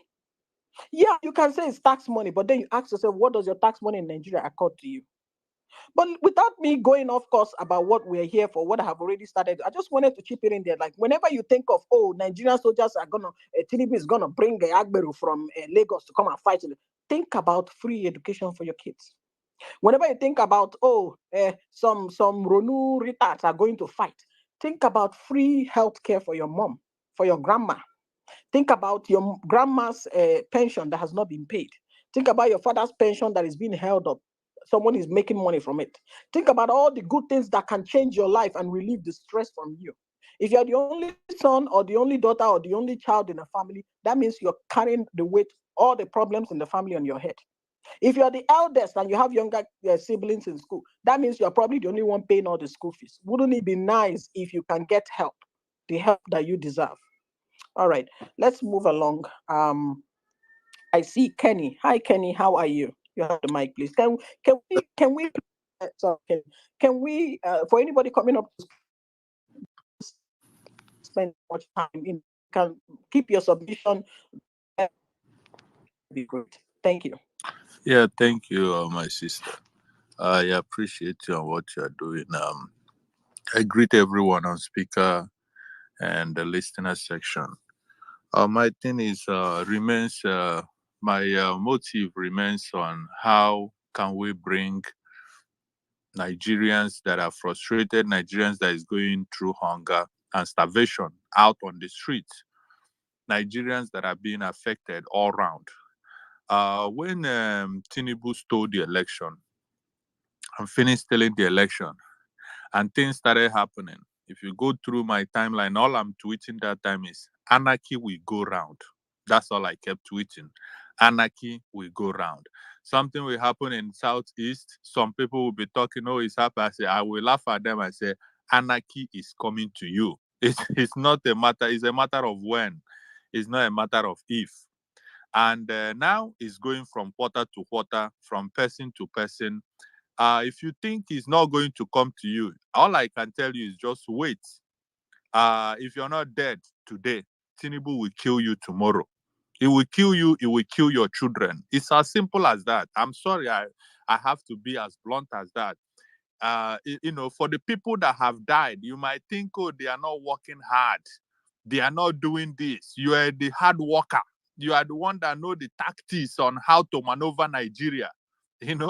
So that is what maybe people that was selling car in Lagos, maybe they thought at the beginning. Within couple of months, Tinubu placed more money for importation. And you can now start clearing a 2010 Camry with 3 million to 4 million. And they started crying.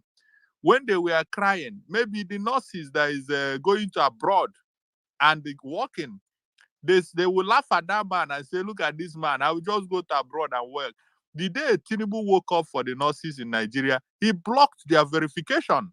Nurses cannot travel abroad and work anymore. Tinubu woke up for them. They were dead. It's over. Dangote was in his palace laughing and smiling. I know how to maneuver the government. The day Tinubu woke up for him, for the first time in our lifetime, Tinubu was on TV crying every day, granting interview by force. So if you think you are living well, I left Nigeria in 2011. Before that, I was in Abuja. Rochas Plaza, if you're in Abuja, you will know this plaza. It's very popular. It's in Zone 3.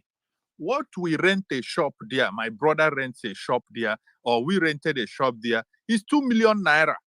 It was actually 1 million before, and then they added up to 2 million. By Buhari's regime, it became 8 million naira.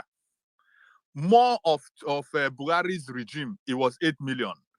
Just yesterday, my brother just called me that they told them that those shops there now, is 19 million. 19 million. So my brother told me, there's nothing else I can do. I have to move out. I have to pack out. I don't even know where to move my showroom to. 19 million. His wife is already in Canada, struggling, bitching at him every day. And this kept coming. Many businessmen, I know at least 2 that has come to abroad and they are driving Uber as we speak today. I'm telling you, people that have built houses back home, built house in Abuja, they were doing extremely well. And this is just within the short time of Tinubu. These guys have run away from Nigeria because anywhere you put your hand is frustration. So if you feel you are doing well, you feel you're very tactical, you know how to, you are the one that is the chief technician of Nigeria. Wait, Tinubu will come to your doorstep one day and he will kill you and you will die with your family. So why can't we? The only chance we have to fight for our life, the only chance we have to deliver ourselves from this slavery, from death that is coming to us. If it's not today, it's coming tomorrow. Why can't we just do this once and for all? The more number we have on the street, the quicker we get these things done. It's as simple as that. If we have less number, it will take time.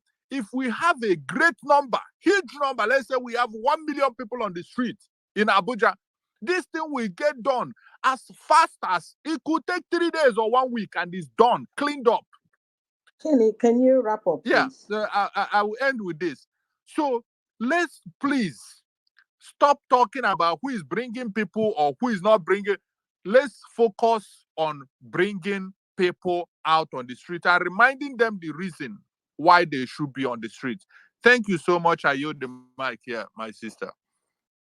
Thank you, Kenny. Thank you. And to anyone who have spoken, if you do not have anything else, please, if you can step down to the speaker section so that we can have more room for people, because I have a long queue and I don't have space for everyone, but I'm going to try as much as possible to accommodate everyone.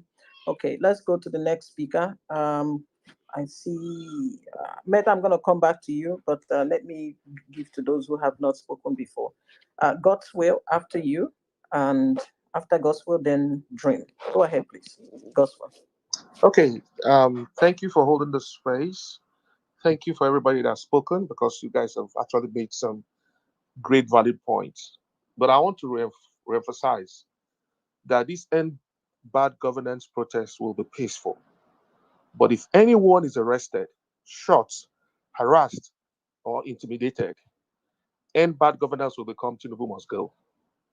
Or if anyone that checked in and did not check out, and it's been confirmed that the person has not been accounted for from this General Lucci's list, then end bad governance will become Tinubu must go. How can these guys, what kind of audacity do these guys have to tell us not to protest? Tinubu protested. Heaven did not fall down. The country did not collapse. Buhari protested. Heaven did not fall down and the country did not collapse. Our religious leaders protested. Heaven did not fall down and the country did not collapse.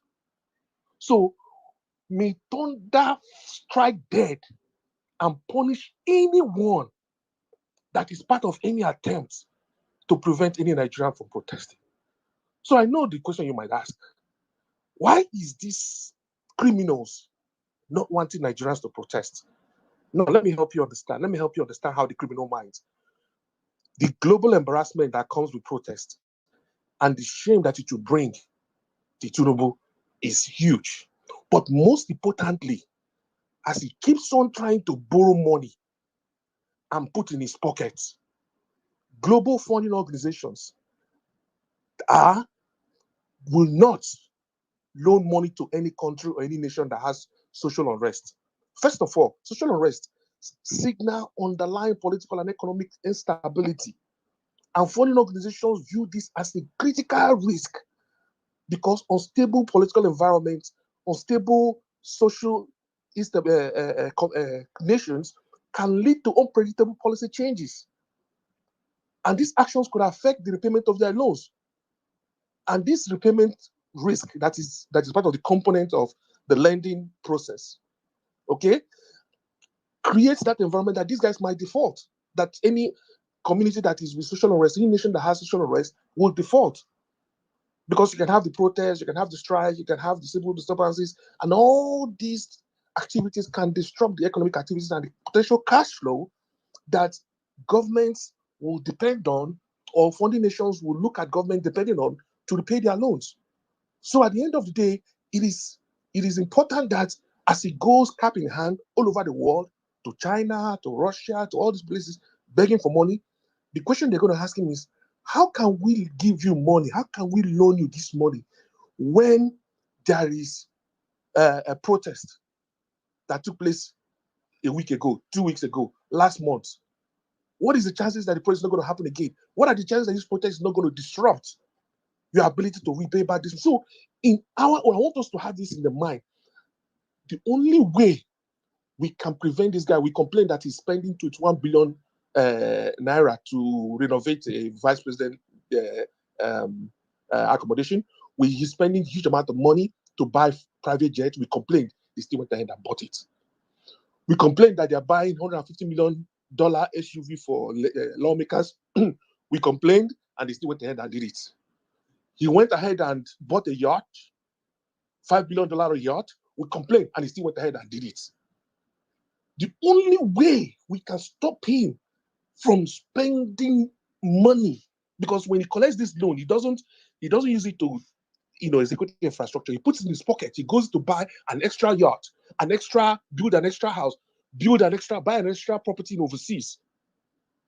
The only way, the only tool that we can use to control these people from spending the money, our collective wealth and the loan they collect, is to protest. Because when we protest, he has the difficulty, the challenges of not being able to secure this money from foreign organizations. I have a lot to say, but I'll let you all continue with the conversation.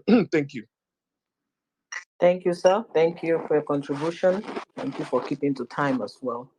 It's not easy to keep to time, especially when you have a lot to say. I appreciate that. And if we have more time, we can always come back to those who did not finish up their submission. I just want to make sure that a lot of people get the opportunity to say one or two things, and those who have questions can ask them before they forget.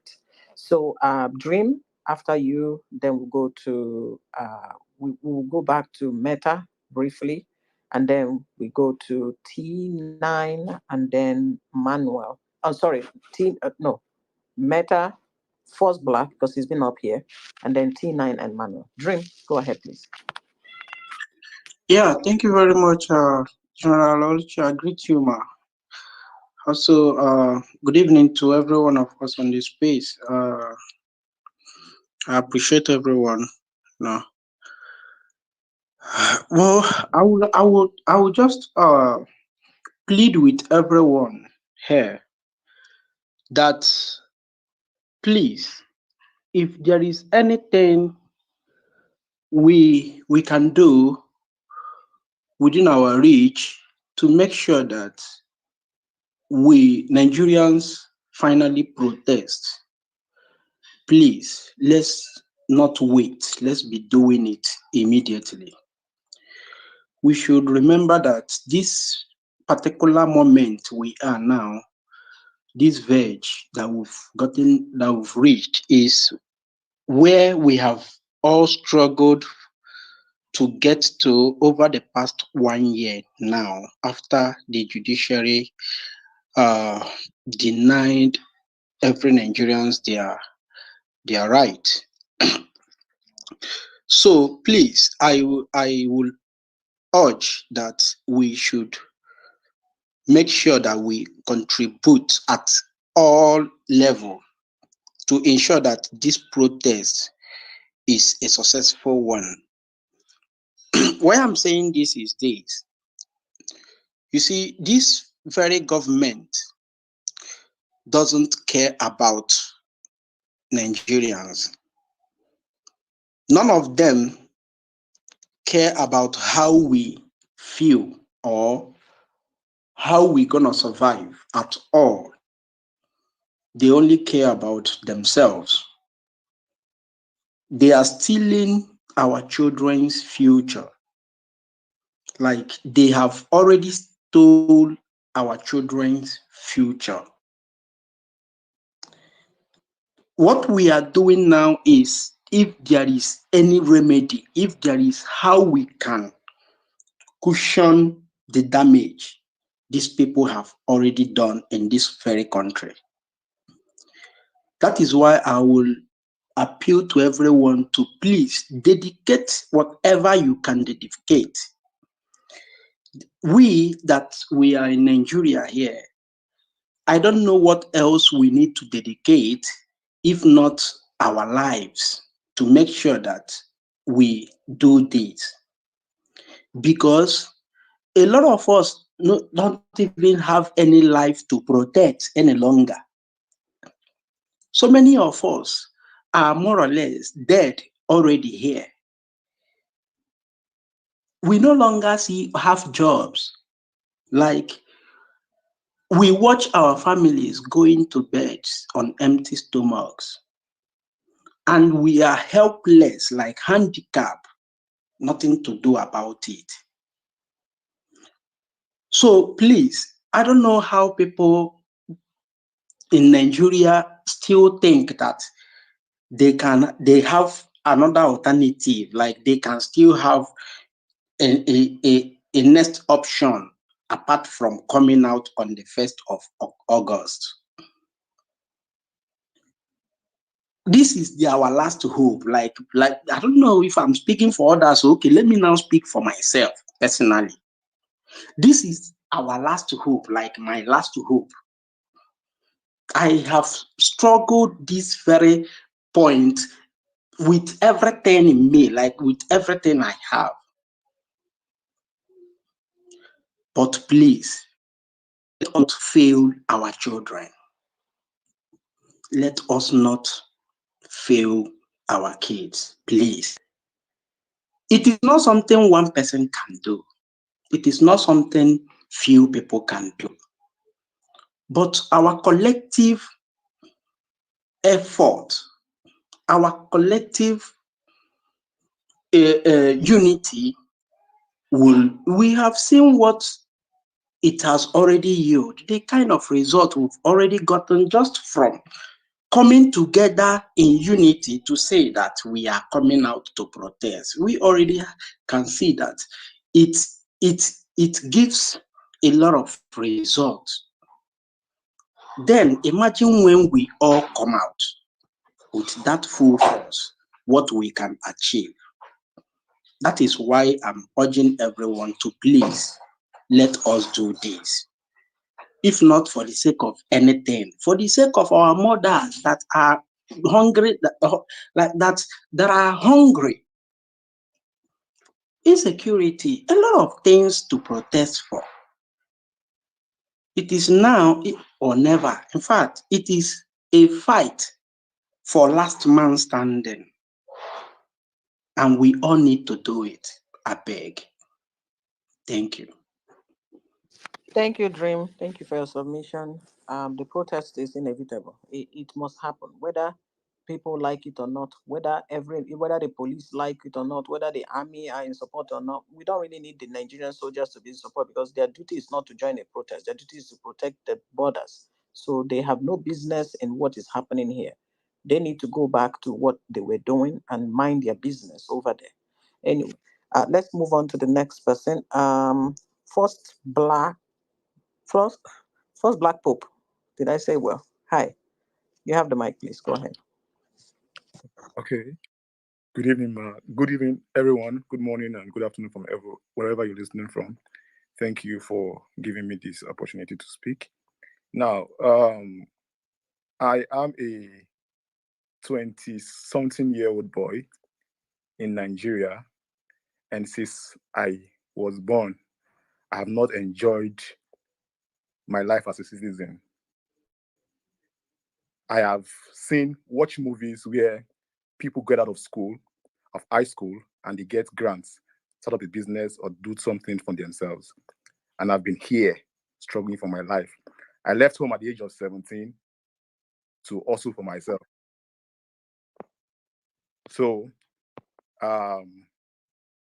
I thank you for organizing this. Now I clicked on the form while it was out the first day, And I also ask others to join here. Now, if you look at Nigeria, the people wield the force, a power that the government are afraid of. Everyone listening, if you are in my class, don't look at, okay, they are abroad or they are in the middle class or they are rich. I'm talking from your pain now. If you look at Nigeria now, and if you are scared that, okay, they will kill us like they killed us in the NSAS protest, if you calculate how many persons came out for the NSAS protest, not as much as persons who came out in Kenya to protest for their rights. The reason why they killed persons is because there were no persons who were coming out to also push in so that they will not kill more. They killed a few persons in Kenya and they stopped and the people took over. The people came out en masse and took over, and the president had to succumb to their request and their demand. If we give into their fears now, if we give into their threats now, it will be never. The reason why we lost in the last election, I can say it, is because there were no polling agents. If there were a force in all polling agents, therefore not do or take from polling units to collection centers, because it was that was where they did it. So if we come out in mass, I come out and people have been motivating from my WhatsApp group comes out. If you come out and people you are motivating also come out, if we are up to 5,000 on the street or 1,000, let's say for the first day, the government will think twice and give us what we want. They are bribing people, they are bribing leaders, they are bribing political leaders. And if we give up, if we give into their fears, their threats, we'll never get it again, because they want to get that money back, which they used in bribing those people. And it will be a double from them. And we will suffer more than this. Thank you. Thank you. Thank you for that submission. Thank you. Okay, let's move on. Because of time, let's keep moving. I think it's T9. Is you're the one to go next, right? Did I tell you we're gonna go next? Yeah. All right. Good evening, Virginia. Good evening, everybody. Thank you for the opportunity. Please, I just want to remind us of how rapidly Nigeria is dilapidating. I want to just give a self-experience. I went to a federal government college. That was in 2000. That was when I started my JS1. Now, then in my class, the Minister of Education, the children, we are all in my school, and I had one in my class. The chief judge of that state, the first and only son, was still in my school, a federal government college. The chief judge of that state, the child repeated that class. He repeated and nothing like sorting. Then the minister of education, then one of his sons, to his name is Enem, repeated our class too. That was them. There was no sign of no fear of insecurity for them going to a public school. Then after then too, they went to Futo, two of them. That's one. Now I know you can't find any minister's child going to any public school. That's how bad it is right now. That's for my schooling. Now I want to speak about my dad. My dad worked under the Federal Ministry of Water Resources and Agriculture. Then so he retired 2014. Contracts will come to my dad. My dad is a very plain person. Like, he's my role model. He's a very plain person. Contracts will come. He's a PhD holder. Contracts will come, and he's a civil engineer about building and other stuff. There was one he charged in my front. It was 600,000 that he told them that he would do it. They did not give it to him. They gave it to somebody who was in level 7 then, the contract, for about 20 million. 20 million was what the person charged. The person had to bring it to my dad to do, because my dad is the civil engineer who can do the work very well. And we are just there laughing. Why? Because he didn't want to join in their cult, something, you understand? So they denied him promotions years after years after years and like that till he retired like that. That's for my dad's side. Now, where I work in one of the best companies in the world here in Nigeria. I was a manager at a point. I'll be 34 years by October 20th. And I'm very sad because on the 20th, when I should be celebrating my birthday, I'll always remember the answers. So it's really a sad moment for me. I work in a company and I'm a manager. I I supervise some guys. So my CEO will just come out and tell the guys in front of me that they are not doing any job. Now I'll try as much as possible to protect them, seeing that they do their jobs diligently. Now, how bad it got to was the manager and the CEO brought me to their office and told me that I should not support them even if they are working or not, that I should always be in their own side. And I openly told them that, sir, I can't do it. And that they can actually see that these guys do their work very well. After 2 months, they sacked me. And I was so happy that they did.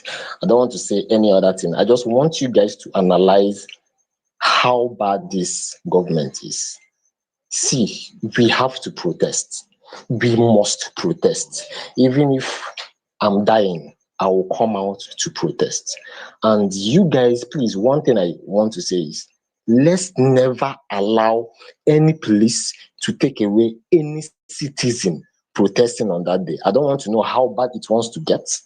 Even if they are dragging the person, please, let's drag the person out of that place. Nobody should be taken away. See, I've seen it all. I've seen so many things which we can't actually start speaking about right now. We know all these things. So please, I urge everybody to come out in mass and protest on that day. Thank you very much. Thank you, T9. Thank you for your contribution. All right. Like he said, you must look out for one another. It's one thing to go and protest, but if you don't have that teamship, that group movement mindset, you're gonna run into problems. You're going there together. You're going to make sure that you live together, you go home together. I mean, not basically go in the same house, but you have to stick together. If one of you is yanked out, follow follow the police or follow the crowd wherever they're taking them, to make sure that you do not allow this person to suffer alone. If you do this 2 3 times, even the police will be scared to be in your midst. You have to look out for one another. You have to protect one another. You are basically all you have left. You have seen how many letters that has come out since the announcement of this protest. The army has written theirs, DSS have announced theirs. Even Honorable Uju, that used 1.5 million to fuel a car, has come out to denounce. Everybody is canceling this protest, even those that we did not know existed. Even Christian Association of Nigeria, or even native doctors, everybody is coming to speak as if anybody asked them to come and protest. So basically, everyone has abandoned you. You and your comrades are all you have left. So you cannot leave anybody behind at the protest ground. If they arrest one, insist that they arrest you all at once, or they have to release that person, as long as no crime was committed. Again, the Nigerian police are supposed to be there to ensure that protest goes accordingly and that no infiltrators come out there to break the law or hurt people. It is the responsibility of the Nigerian police to keep you safe. But since the Nigerian government and every other cabal in there, they have mental illness, they're not going to do it. So make sure you protect yourselves, make sure you protect one another.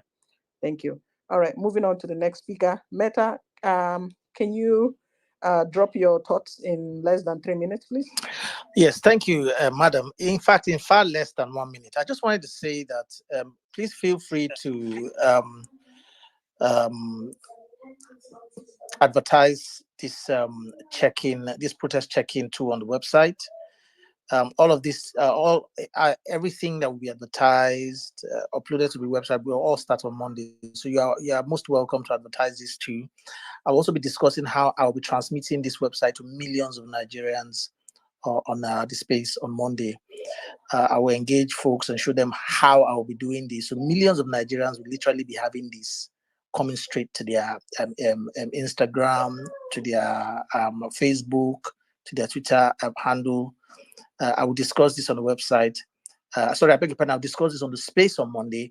And please feel free to also upload this to the website so that at least a lot of folks can have it, handy and ready. Thank you. That's all I wanted to say.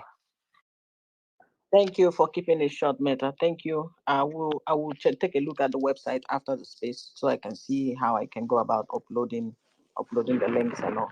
Thank you. All right. For those that have spoken, if you can please step down so that others can have the opportunity to speak, that would be awesome. Thank you.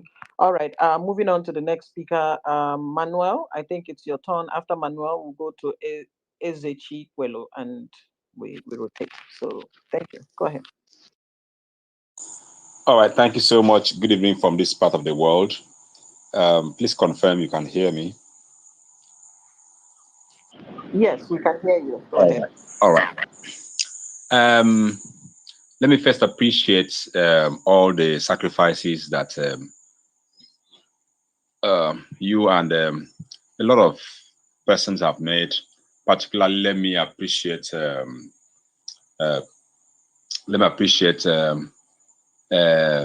Harry for his series on the police and now the army barracks. Is working a great deal together for good. I came to speak this evening briefly speak to that Christian Association of Nigeria. In fact, the one that really touched me the most was that it is their youth wing. Their youth wing are the ones who say they distance themselves from the protest. Me, tomorrow, I will be in church. My protest will start tomorrow in church. I've already made my little black cards, my reason. My wife is wondering what is wrong with me. I say, you will not understand. I cannot understand how Martin Luther King was a reverend gentleman and he was such a right activist who stood for the benefit of the people, who spoke for the downtrodden. How come that our own Christian leaders, let me speak particularly about Christian leaders, how come our own Christian leaders are now playing, they are not even playing to the gallery, they are outrightly standing on the side of the oppressors. You see, my father is I'm from a royal stock. My father is a clan head. My wife's family is in the religious circle. So I understand really what's a lot of what is playing out here. These people do not, a lot of them do not really find any reason. They don't really find the genuine reasons to be objective. Because talk about the clan head or traditional rulers, talk about the religious leaders. You want to go and see a religious leader, you bring a bag of rice, you bring 2 bags of yam, you bring this, you bring all of that. So these people feel there is that kind of they are preserved, they are provided, and so on, and they will always want to stand with the government in power. Please, brethren, friends, brothers and sisters who are going to church, let register your own displeasure, however politely, however you know how best to do that. Me, this evening, before I came back to the house, I had already reached out to oppose this, and I've already mounted the banner there, hunger day, we must protest. It's there on a white cloth. Tomorrow I have some on the A3 paper, what I have written and all those things, register. The church leadership, at least from my own congregation, they have to know that the church is against the survival of the people, of the masses, by that act they have done. Thank you so much for this opportunity. I yield the mic. Thank you, Manuel. And just to re-echo what you said, the protest must start in every part of Nigeria, not just go into the street. Take the protest to your church too. Let your preacher know that you're unhappy. Hunger day. If hunger day for street, let your pastor also know say hunger day. You cannot be expected to sit for hours listening to a sermon that serves no purpose to you in real time. Tell your pastor that let him talk about this issue. If they're giving you microphone to speak, talk about the protest. Let your pastor know that this is the topic that is on everyone's mind. Not heaven, not making hell, not righteousness, nothing else. This is what should be discussed. Tell your pastor to pass the message. Compel their church members to go and protest. The same way we did during the 2023 election, we're going to use the same playbook. During the election, some pastors eventually got the message and started compelling people to go and register for their PVC before they could come to church. We saw it happen. Some pastors were asking for PVC card before people were allowed into the church. So please, if you're a preacher in here, this is the time for you to rise up for your people.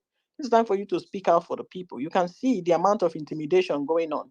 You're a preacher. This is time for you to do the right thing. Use your microphone, use your altar and preach. Remind Nigerians what is important. Not praying, not heaven. Nobody is coming to save Nigerians except Nigerians. They're the ones that have to bail themselves out of this mess. Thank you. All right, let's move on. Guys, I plan to wrap up in the next half hour. So if we can keep submissions short so I can accommodate as much people as possible. I've been here for a couple of hours. If anyone have questions about this form, I'd like to really hear it and answer it right here. Make sure that it's all clear. So please, if your question is about this form, please wave your hand so that I can bring you up if I haven't accepted your mic request yet. All right, let's go to who else is here. Is the Chikwelo? Kekimera. You have the mic, please. Thank you very much. Let me stand on existing protocol. I see a lot of people here, but let me just say, I greet all man and all woman listening to me. And Oluji, I'll give you your flowers. Good job. Well done. I doff my hat. I wanted to also thank Harry. Harry is not a human being. Harry is just Harry is one spirit that must have been sent to help Nigerians. So I wanted to thank him. If Harry can hear me, Harry, those pictures you're posting is out of this world and is making super impact. If anybody thinks that police people, army people, some people in the forces are actually not with this protest, it is not true. They are with you. They want you to do it because at this level, the matter don't touch everybody and it is clear. I want to talk on three things. First of all, I want to speak about the role of diaspora. I know a lot of people living in Nigeria will look and say, we've heard that. You hear them say that to you or drop it on the timeline. You live abroad. Why you no come Nigeria, come protest? You they push people to protest. I want you to know this. Everybody have a role to play in nation building. People living in diaspora are actually the voice, your voice, when you cannot speak. You see the kind of things that Harry is doing. I bet you know you may not be able to do it in Nigeria and come out and speak. A whole lot of people. People living in diaspora back you up.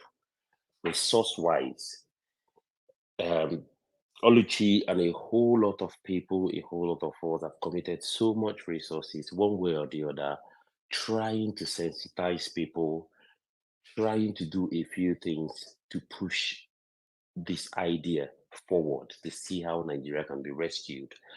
I don't want to look at the economic angle where you know that diasporas remit nothing less than $25 billion a year. If you take that out, Naira will be probably 10,000 Naira to $1 today. So if you think about diaspora, please don't just think that they are sitting there asking us to go do stuff. Everybody is playing their role. Everybody that is a Nigerian, no matter where they are, actually wants Nigeria to work.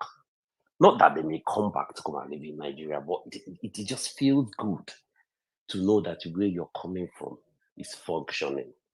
The second thing I want to talk about, right, is something that Oluchi said that resonated so heavily within me, right, about calling these guys in government, getting their contact, call them. People actually have their contact. They are human beings. We know people have their contact. One of the good things you can do if you're listening to me and you are in Nigeria and you have their contact is to please, just the way people leak stuff, just leak their contact. Let us make their life unbearable over the phone. It does work, as you have seen with Akpabio. It will work if you start, even if the person is your local government chairman, no matter where you come from, release it. Even people outside your local government will give him or her a hard call. He or she will have to either switch off the phone, change the line, which will make their life miserable. I would suggest we adopt, that strategy going forward. Once their number comes into you or their contact, kindly release it. The most important thing I want to talk about is the fact that what we have done so far is yielding results. You can see everywhere is shaking. All of a sudden, ministers that used to feel like Angel Gabriel and Jesus Christ, nobody sees them, they don't talk to you. They are now coming to spaces to come and talk.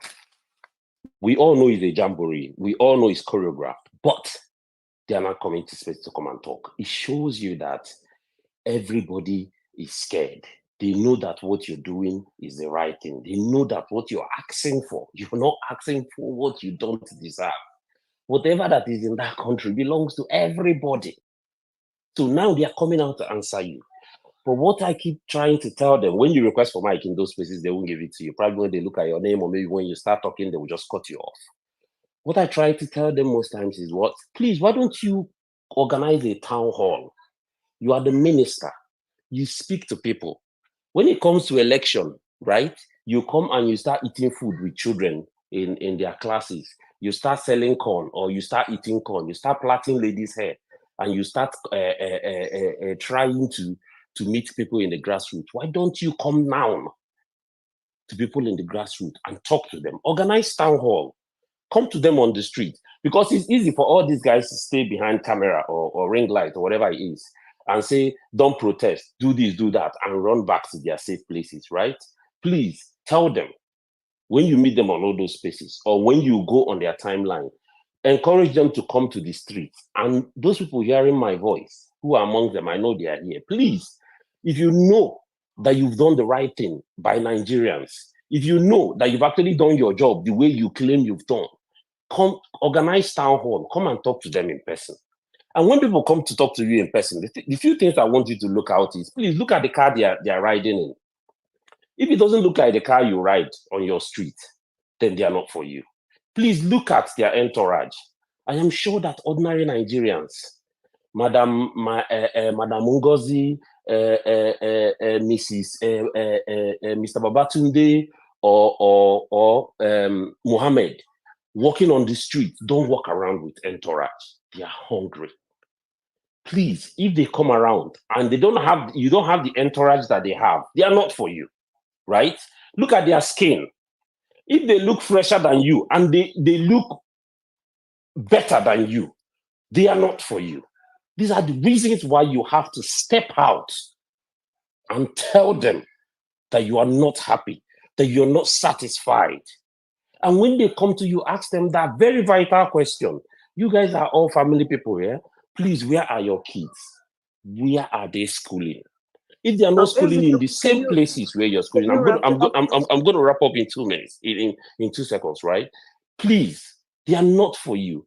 These are the reasons why you need to go out and make your voice heard. And when you're going out, please be careful and look after each other. Thank you, Oluchi. Thank you, Ezechikwelu. Thank you for your submission. All right, let's go to Odogu, after Odogu, Abraham, and then Linus. For those who have spoken, please move on. Bring others up. Go ahead. Yeah, I'll go down to the speakers, the listener session now. Thank you. All right. Field Marshal, I thank you so much. And I greet everyone on this space at this time. Please confirm that you hear me clearly. Yes, we can. Go ahead, please. Thank you very much. Before I say what I want to say, I just want to give out this information, this intel it's a valid intel that I got this morning, and I just want to say it out here. I have also made a few calls to some persons, to some security agents in Nigeria, to alert them of this, for them to know. And I'm going to also put it out on Twitter. Hello. As we speak, there are people, who are. Hello. Can you hear me? Please mute your mic. Someone is speaking. If you can't hear the speaker, please drop down and come back. Odogu, go ahead. So please. as we speak, there are some people who are planning to cash into this end bad governance in Nigeria protest that is about to happen. Some people are planning to unleash terror, genocidal terror, on Igbos living in Lagos and the West. Now, I know that we have our Yoruba brothers and sisters here. I am not playing a tribal card here, but I'm trying to give a vital information about those people who have been engaging themselves in unnecessary bigotry in Nigeria. And they are trying to use these protests as an opportunity to begin to unleash genocidal terror on Igbos in Lagos. And I verified this thing by some people who have already started saying certain things on Twitter. That being said, let me go straight to the point on why this protest must happen. Before the 2023 elections, Tinubu could not dignify Nigerians by even accepting a simple thing as presidential debates. We have become internally displaced persons in our own country, Nigeria. That's a fact. And how is that? Because all of a sudden they adopted the method of giving handouts of food palliatives as their own means of ending the hunger and hardship that they have caused numerous Nigerians. Of course, we know that for a long time, politicians have weaponized poverty and hunger against Nigerians. 2 days ago, I transferred 500,000 naira to two persons in Lagos. Who are those people? They are people that I'm very sure that they are also working hard to make sure that this end bad governance protest takes place. I made two different transfers from my UBA accounts to these two people, 500,000 each. Why? Because that's my own part of my support for what is going on. So that for one person, I said, you have to use this money to buy food and drinks for protesters. For the other person, I said, if there are things that should be printed, please put this money there and print whatever that t-shirts, flyers, whatever it is. And that once I'm able to send more money, I'll be able to do that. I live in the United States. 2023 presidential election, I flew home to Nigeria and took part in the elections by making sure I voted and by making sure that in my village, I went door to door pulling people out to come and vote. And I went to my church in my village and demanded that the priest in my village must speak to the people and tell them to come out to vote. I made sure I went home 2 months before the election, and I made sure I rallied people to take their PVCs. And on the election day, I went pulling booth by pulling booth, from pulling booth to make sure that I was there. I spent money buying food and drink for people who had to stay there to make sure that their votes were counted. Now, I am terribly angry at this time. And I am so angry because I am so incapacitated at this time that I cannot fly back home to Nigeria to be part of these protests. But I said to myself, if I can't fly back home, there's something I can do here. I can do from here. And that I have already started doing. Now, sending money to 2 people made UBA to block my account. And I don't understand why they have to do that. I called my account officer, and he said in one of the descriptions, or I call that description, that I said end bad governance to the person that I sent the money to. So because I said end bad governance funding, that's why UBA blocked my account. Blocked my account in Sorry, Odogu, there's a list. I don't know if you've heard that DSS has been picking people up, and they have a list. And this is what they are planning to do. They feel like there are people in diaspora sponsoring the protest. So when you send money in large amounts to anybody, it sets off a flag on them. And of course, with that hashtag or with the description, that's what they are going to use. So I'm just want to use this opportunity to let everybody know, as you're sending money in Nigeria, just be very careful. They are definitely looking at who's gonna send what, so that I know they give money again. So they have lost that battle already with me. I don't have money to give to anybody. They should come to my house and carry me. But Odogu, that's really what's happening. So I mean, Field Marshal, thank you for telling me this thing. But what it means is that they are also using the system, the institutions and the parastatals in Nigeria against Nigerians. That's exactly what it means. But unfortunately, there are many ways to kill a rat. I've sent money to people via OPay about this end bad governance in Nigeria. Like I said, if not for sake of work, I would board the plane and come back to Nigeria because of these protests.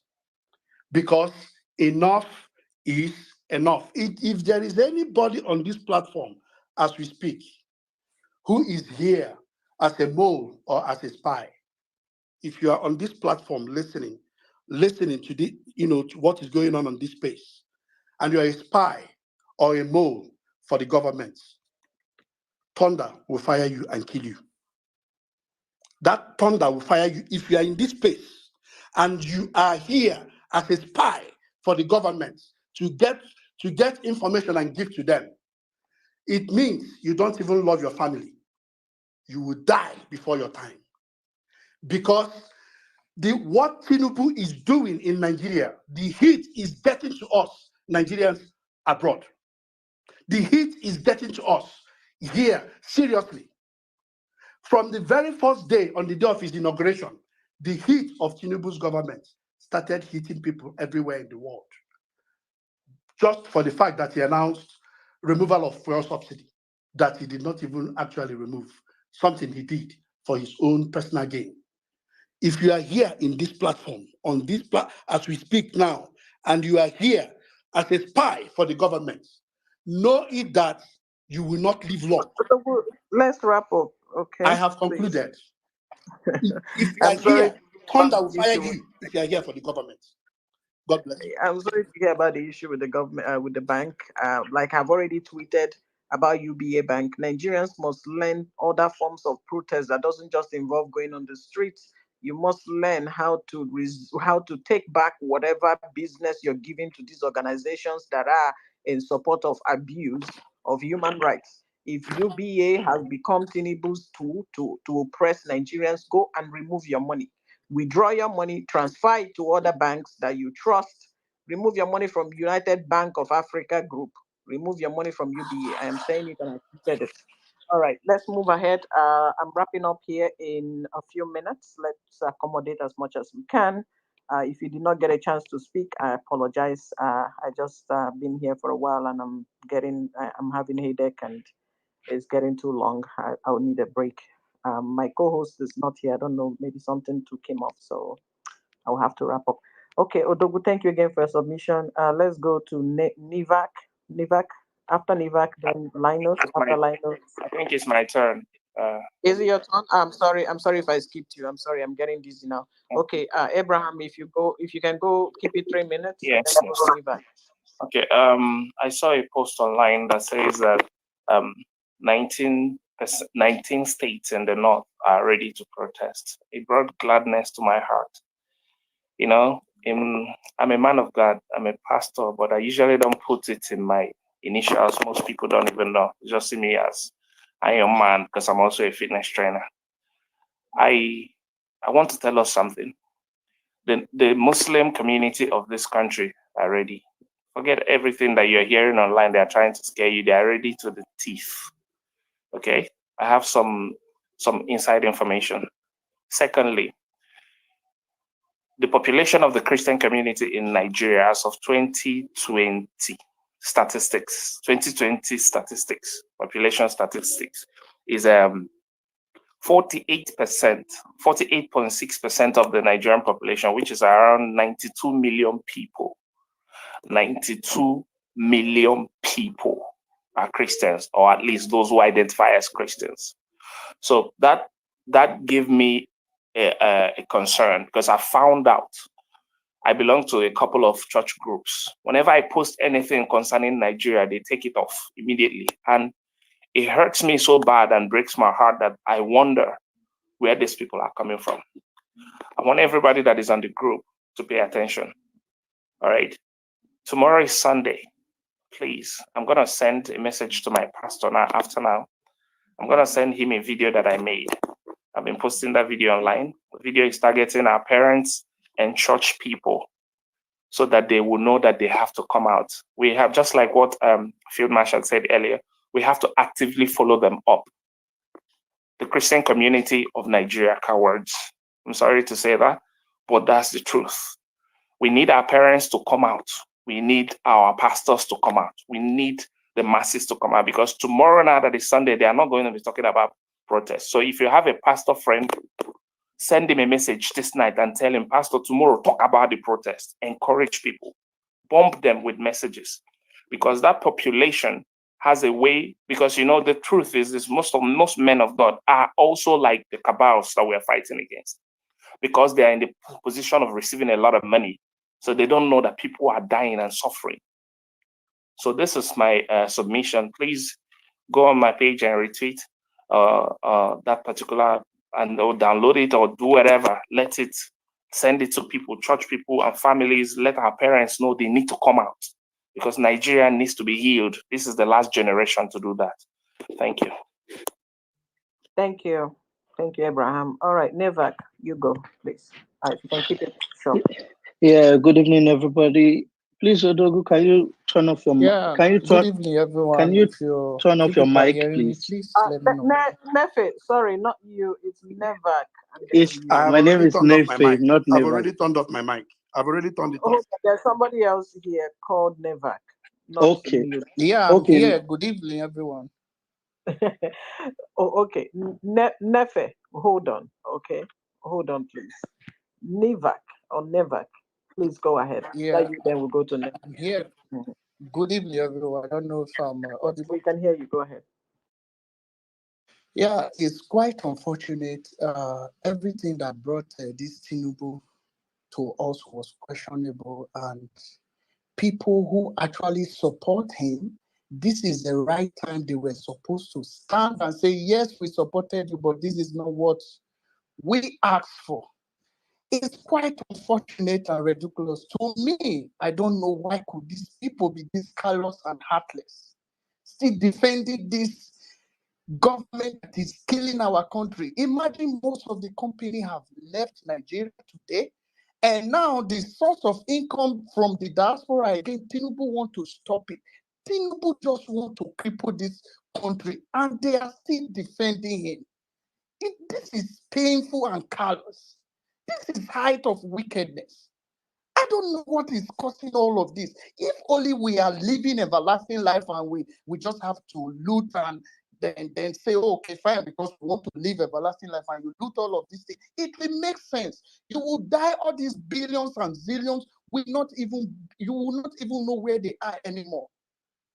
Come on, this is crazy. With people saying the protest has already started. It's the reason why we are here.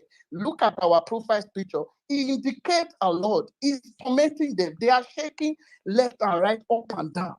So the protest has started. We're just waiting for the D-Day to hit the streets. Then another thing, everyone needs to be vigilant. Wherever you are, any strange face you see in your area coming to hotel to Lord, you should know these are the APC Tinubu sponsorship. Be vigilant in one another, because they did it during election, they did it during NSAS, they are still going to do it. Then another thing is, they are going to compose Tinubu to be talking to us online, or even Tinubu, don't be surprised, Tinubu will even carry placard tomorrow and started protesting with us. All these are all strategy of Tinubu. He's capable of this. He's a drug dealer. He knows his way on illegality. He knows how to do all of this. Tinubu will come. I don't want any person to start coming on space tomorrow and say, Tinubu has promised to do this. If Tinubu has promised to make a change, he should start affecting Nigeria positively, instantly, right from where he's saying it, before any person can say, oh yeah, let's consider him. Because you say fuel subsidy is back to 100 naira, 50 naira. You just say, oh, okay, fine, we're going to work towards it. And you are telling me I should back down from protest? We died there in the streets. We are already in the street and we died there. They should go and prepare where they will put the whole Nigeria. If they have the police station and the states, they should get ready, because we are coming out. We have already sent our death sentences. They want to kill us. They should kill us. And who they want to be governing, they will tell themselves. Because you cannot beat a baby and ask a baby to be quiet. It is not possible. Hunger is the one going to protest. It's not even the people. It is hunger that is Never, if you can inflating people. bring it together. Okay. It is hunger that is coming to protest. It's not even the people anymore, because we are not even talking of infrastructure anymore. We are talking of food. Just to eat now, to eat, not even right, not even human right again. Food is what is protesting. So Tinubu, wherever you are, hear this message and hear it. It is hunger that is coming to protest in the street. It's either you feed them, you change your policy and all of that. Otherwise, we are not leaving the street, and this protest will go on and on. Whether it is 1 year we are in the street. Then for the police and the soldiers, you can see just a little tweet, few days of your barrack, they are trying to make amendment in your barrack. Is it not alarming that the people you are guiding, stealing billion, looting billion, you are collecting peanuts to guide them with guns, carrying bag from there, carrying Yahoo girlfriend, you are carrying their bag for them. The politicians that are looting, they are collecting billion and you are paid peanuts, and you will come, people who want to fight for you, you will not raise your gun, be hiring your chest for people who want to fight for your generation. May thunder strike you there. If you are EFCC, if you are police, my space is open. Come and arrest me, and the message will still remain. You cannot kill the whole Nigeria. Even if you can kill me, the message will still go on. You cannot kill every good person in Nigeria. It's not possible. So if you're a soldier, get this right. If you're DSS, keep arresting. You will arrest, and your family will be arrested too. We are all on this side together. We will get your number. We will get your family. You people have businesses and car and their property. We are coming from there. Any protester, if you shoot any protester, if you kill any protester, Baba, it is going to be Tinubu. Not only Tinubu must go. Nigeria will turn down for all of you. For we coming out to say this is our right, and you people are saying, oh, no, Tinubu, the millions we are using to bribe people, is it not enough to do some things in Nigeria? Please wrap up, please. All right, I give my mind. Please, Nigeria, come out in mass. Let's protest against this bad governance. Thank you, and I yield my mind.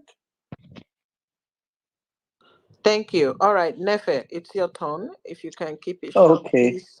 Thank you very much. Yeah, good evening, everyone. Yeah, I have a lot to say, but I'll have to keep it. I will have to keep it short. Please, Mr. Odogu, can you just turn off your mic, please? Hold on, Nefe. For those who have spoken, can you drop down, please, so that we can, unless you have anything else to say, please drop down if you don't have anything else, so we can have more space here. And please mute your mic so that we can hear who's speaking. Thank you. Yeah, the disease of poverty eating so much to inside the fabric of most Nigerians, so much that they don't even know what to do, what they need, and how they should react towards bad governance. As a matter of fact, at this day and age, we're not supposed to even be talking to people to actually come out en masse to protest. It is unfortunate, but we have to do it. I remember during the 2023 presidential election, I'm not even a party agent to nobody, not even to Labour Party, but I was out there around 9 o'clock in the night, making sure, in fact, I was a menace at that, in my polling ground. The police were terribly scared of me. I was sweating. I had to off my shirt. People, they shout, say, "You win the shame." How come? I say, you cannot be ashamed when the foundation of your country is shaking. So at this day and age, this time, talking about infrastructures like road, good potable water in Nigeria is embarrassing. So we understand how this present government came to play. Nobody should be told. We are all feeling the hunger. I don't care where you for the work. If your money they come from up and in Nigeria, say one way or the other you go feel them, because there are people you give money to. There are people you give money to. The whole thing is just terrible. I just need to appeal to those who don't really have it in their heart to come out. I'm a victim of the same bad government. I know the entire reason that pushed me out for 2023 was the fact that I was almost kidnapped by a SARS officer while I was going to work. Since that day, I said I will never go travel by road in Nigeria again. If I not get money, I go sit down for one place. I will never travel by road. I was scared for my life. So we should please come out. We should come out. Thank you very much. Thank you, Nefe. Thank you for your submission. All right, let's go to who else? I think it's Linus Zuko. You go, and then we go to Arewachik, then Peter and Klassen. Go ahead, please, Linus. Linus, are you there? Hear me? All right, go ahead. Hello? Yes, go ahead. Can you hear me? Yes, we can. Okay. From Nigeria, good evening, Field Marshal.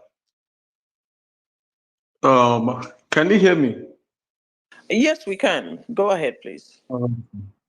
Good evening, everyone. Special appreciation to you, Madam Field Marshal, and also to the one I call One Man Mopo, Harry. I want to appreciate all of you for what you've done. Personally, I doubt if you are in Nigeria, you do they will allow you to do what you've done. So, despite anybody that will say you are not here in Nigeria and you are instigating people to go protest, I'll say, even if nobody will go out to protest on the 1st of August, Linus Nsekanuku, DSS, Nigerian police, Nigerian army, whoever, the secret services in Aso Rock, Linus Nsekanuku will protest. You can do whatever you want to do. The highest you do is to lock me. I mean, the highest Nigerian government can do is to kill me, and so be it.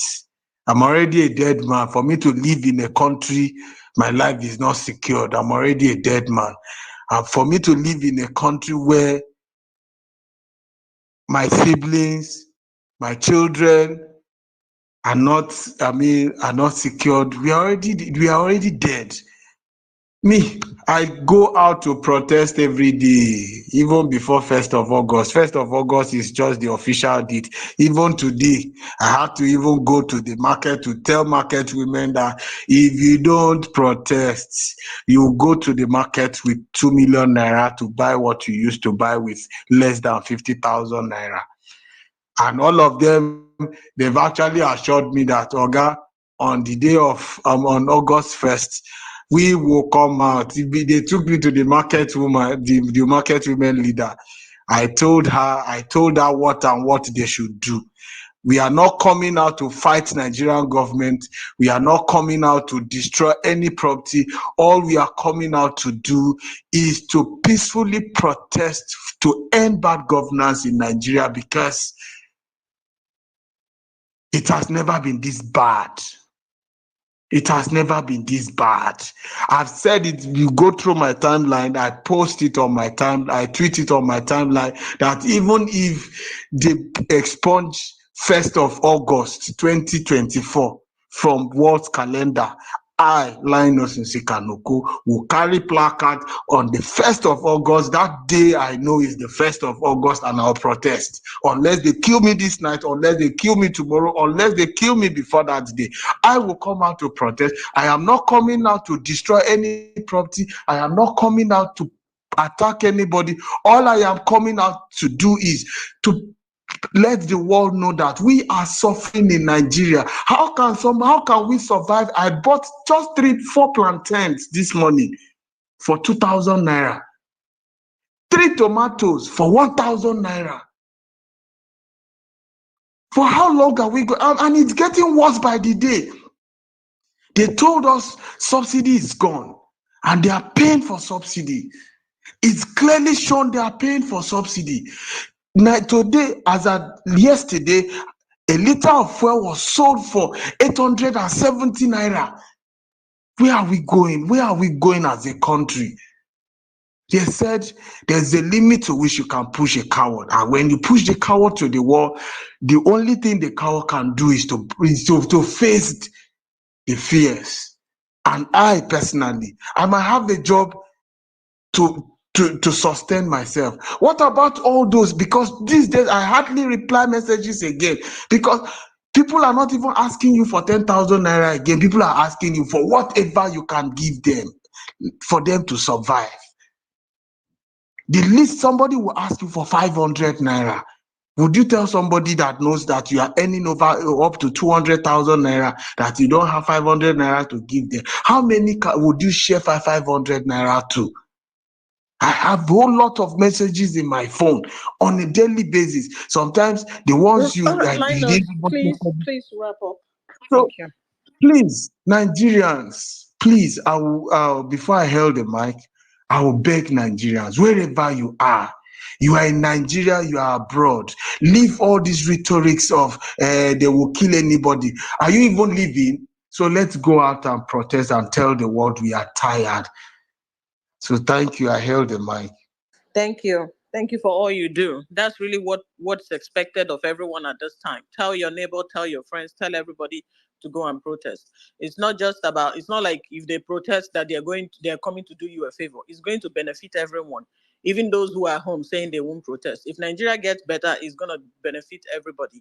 And it's also important to understand that when you go out in groups, it's going to eliminate the chances of hurting people, because there'll be more crowd there, and the police will actually feel intimidated in hurting people. So if you know that you are going to contribute to that crowd, why would you sit home and say, oh, I'm not going to protest? Because if I protest, the police are not going to act if they see a large crowd that they cannot control.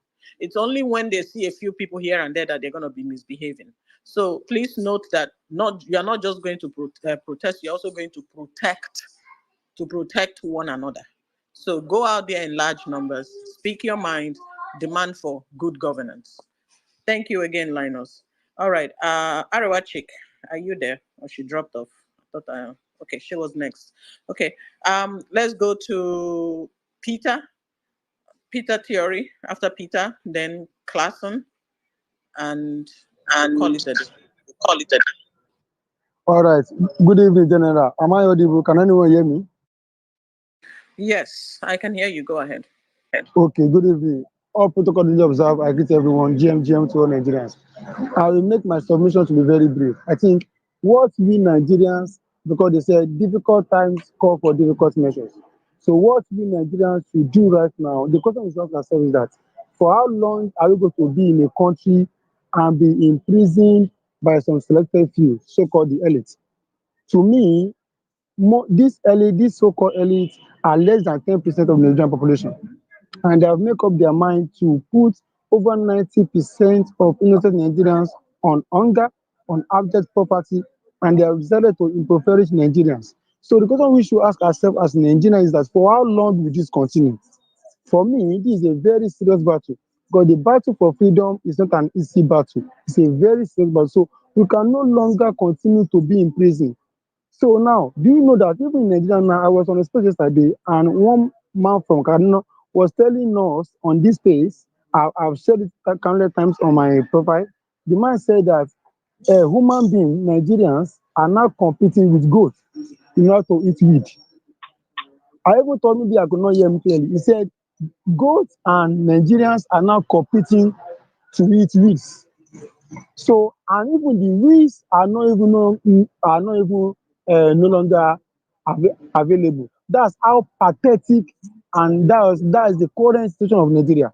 So for me, I've started mobilizing people from my community, my place of work. I've been trying to convince as many people that I see, and most of them have decided to join me come August 1st. Now, the thing is that this government, the reason why government try to, come up with strategies like this is to discourage people from protesting, because they know that power belongs to the people.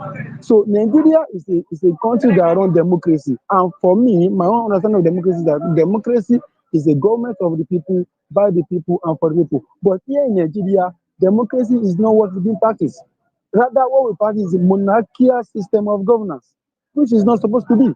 So now, I think come August 1st, Nigeria should be strategic in their demand, so that at the end of the day, they will not say, okay, don't worry, we have listened to your request, we are going to look into it. No, we must have some 4 solid requests that must be urgent. We know that some of our requests may actually take time for government to implement it, but we are going to start on 4 requests, 4 urgent ones.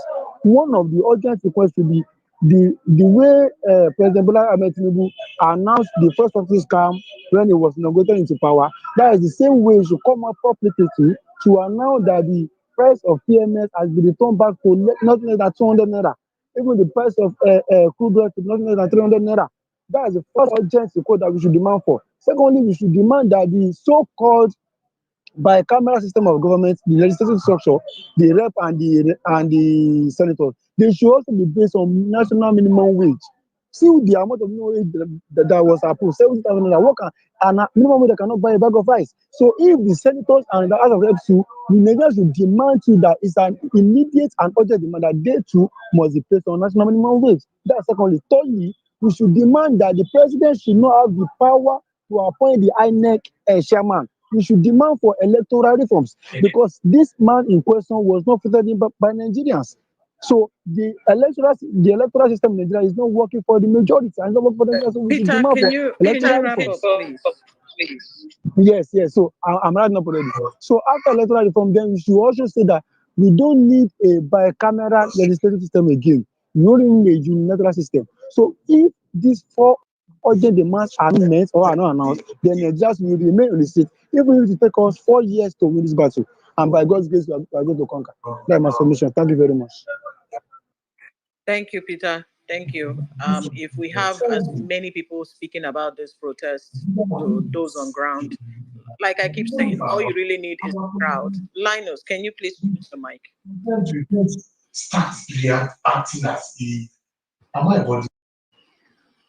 So what you really need is a crowd. You don't need sticks and stones. You don't need to be battling with DSS or the police, or even when you have a large crowd protesting, even all these cockroaches coming to intimidate you, they themselves they'll be so scared they don't even know where to start from. They will run away. You need a crowd that is gonna be so tight people won't even see where to squeeze in from or squeeze out from. So let's continue to work on that. That's all you need to conquer. And the more people see that each protest is successful, the more it is going to, the more people are going to come out to join those already there. I have a good feeling it's going to happen. All right, let's go to Klassen. After Klassen, then we'll close with Arewachik. Klassen, go ahead, please. Thank you very much for giving me the opportunity to speak. I believe I'm audible enough. Yes, yeah, good evening, everybody. I'm going to be very, very frantic with my speech. Candor appreciations to the organizers of this space. I wish we had multiple spaces at this time because, like it is, the political class of the country are aware that the youth are resilient and are fixed on protesting. And for this reason, they've gone and canvassed with several institutions, the traditional institutions, religious institutions, and people that are held in high places to come out and make some speeches trying to persuade the youth not to protest. The one that is even aggravating me more is that of CAN. I don't even know if we have such a religious organization as CAN existing in this country.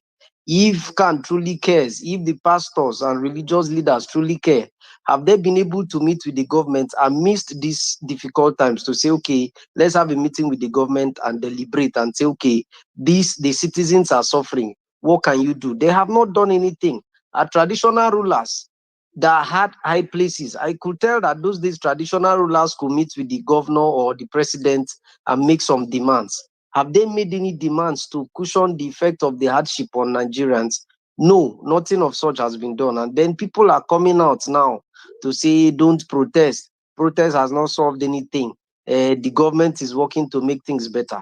A government that wakes up and say you're sending 50,000 naira grants to Nigerians, that you end up saying people have received it and nobody has come out to say I've received it.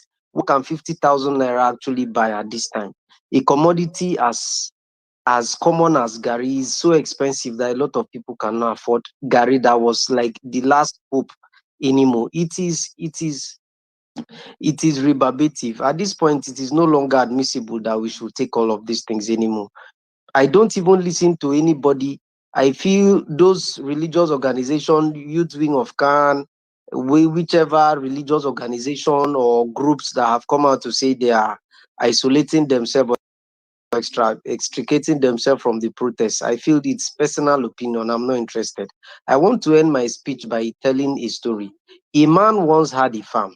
The man fell sick, and now the doctor went to the animals in the farm and said to the animals that your master is sick, and for him to get well, we need to feed him with rabbits every day. Now the rabbits heard it, called other animals in the forest and said, see what is happening now. Our master is sick. We need to do something because if he doesn't get well, they will start eating us, the rabbits. And other animals said to the rabbits, we are not rabbits now. That's your problem. Go and look for a way to make the master as well, because it is rabbits he's going to be eating and not us, the other animals. At a long run, the rabbits got exhausted and the doctor said, okay, there's no rabbits, let's do with the goats. Gradually, all the animals were eaten.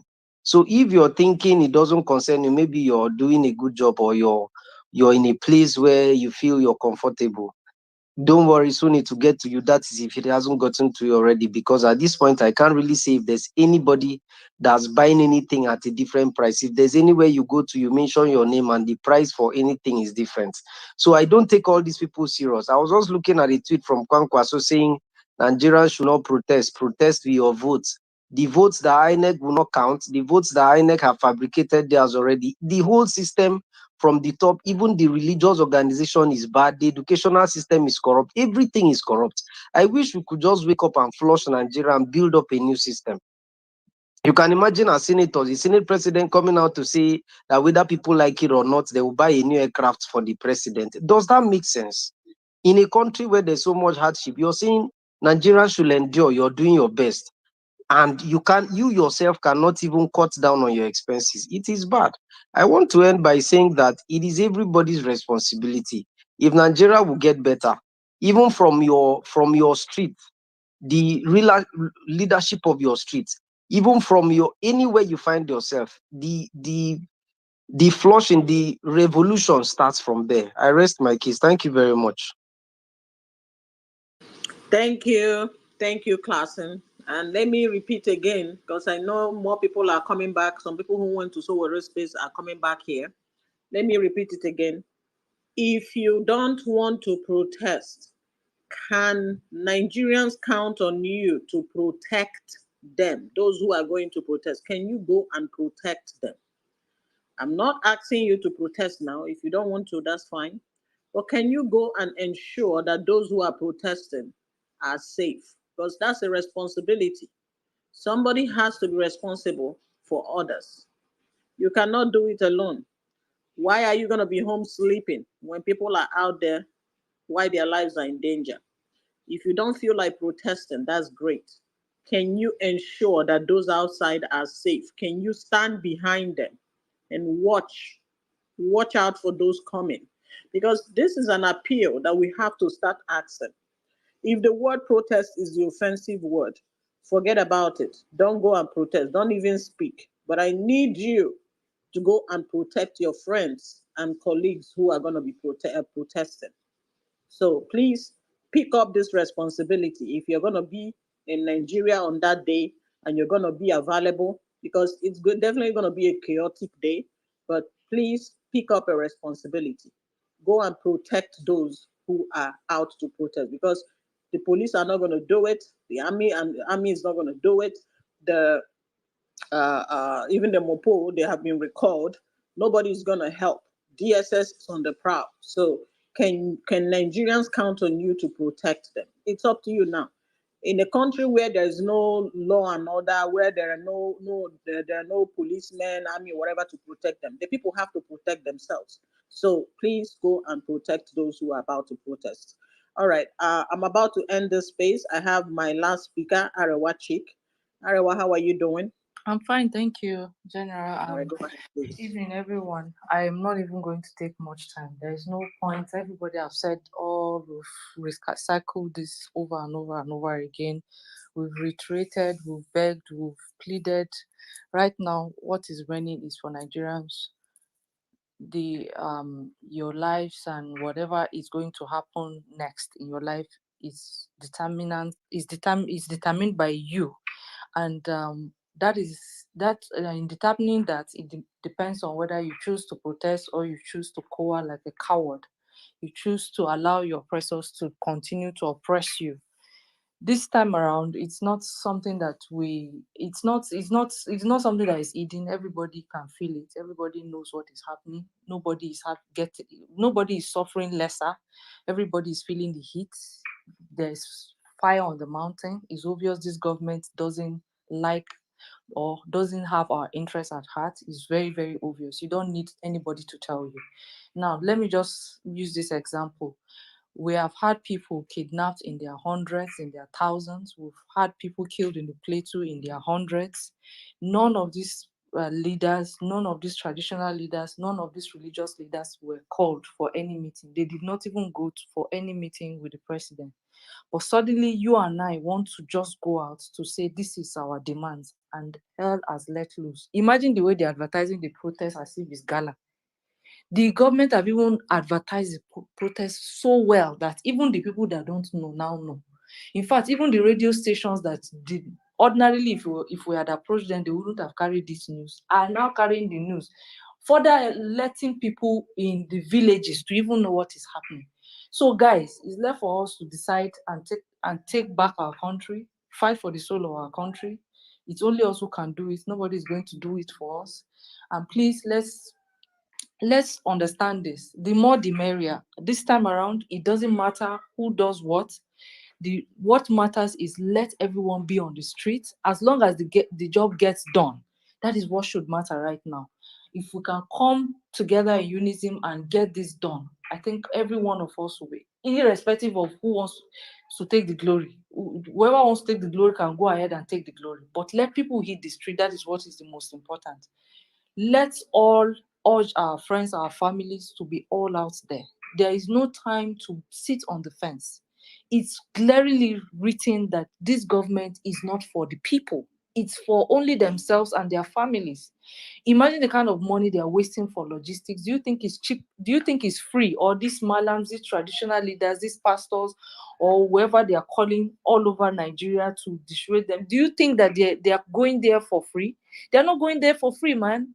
They're giving them money, real money, not peanuts. Most of these people, we know that they have good money, but for the government to ask them to come and do this kind of thing against humanity, you should know that real money is involved. Money that, if put together, will be able to actually, do a whole lot for Nigerians. Over 230 million of us. So please, the choice is yours. If you don't want to protest, it's better you shut your gutter. There's no point saying anything. There is no point. Just keep quiet and let posterity judge you. But for those who are going out, allow them go out in peace and get this thing done. Please, we need the numbers. This is not the time to fight ourselves. This is not the time for us to start calling out ourselves or start all sort of things. We need everyone. As long as people hit the street and we get back our country, that is what really matters.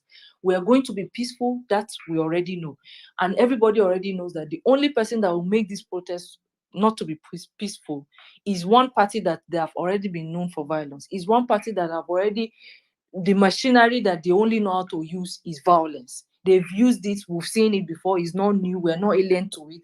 So everybody go out peacefully, but then have in mind that you have a right, constitutional right, to defend yourself if attacked. Thank you.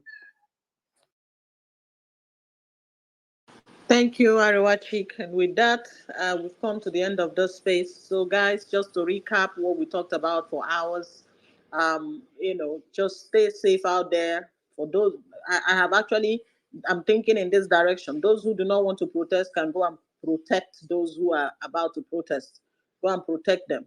Follow them around. Make sure that they are safe. Even Sorry, if we don't General agree. sorry, I missed something. Please, thanks to those who took out time, to stream this live on Facebook.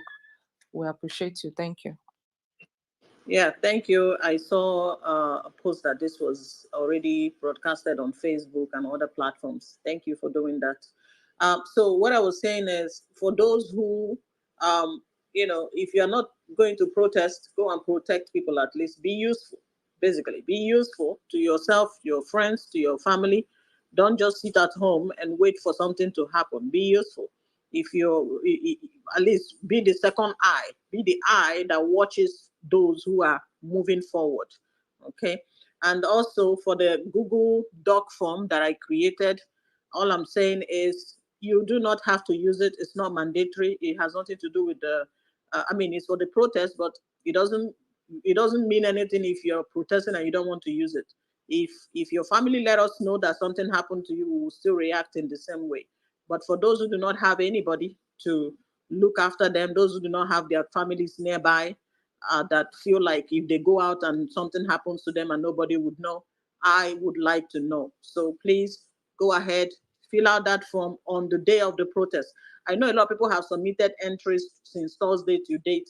No, you do not start using it now. You only use it when you are out to protest. So but before the August 1st, I'm going to wipe the slate clean. The only entries are going to be entries from August 1st and going forward. So that is when we're going to start using that form in full force. But sure, go ahead and play around it. And like I said, I'm going to remove the asterisk. I'm going to make everything optional. If you want to give your name, great. If you don't want to give us your name, you don't want to give us your number, you only want to put picture, whatever you want to do, that's up to you. But at the end of the day, whatever you submit is what we're going to go by. If you cannot locate your friends or relatives with that information, there's really not much we can do. And also, if you ever feel like you need your information taken away from the list, let us know. If you want us to delete every entry you've made in the past, please let us know. Thank you so much, guys. And yes, the easiest way to contact me, for those who are not able to reach me, you can contact me through my email address, contact us at oluchimedia.com. That's my official email address.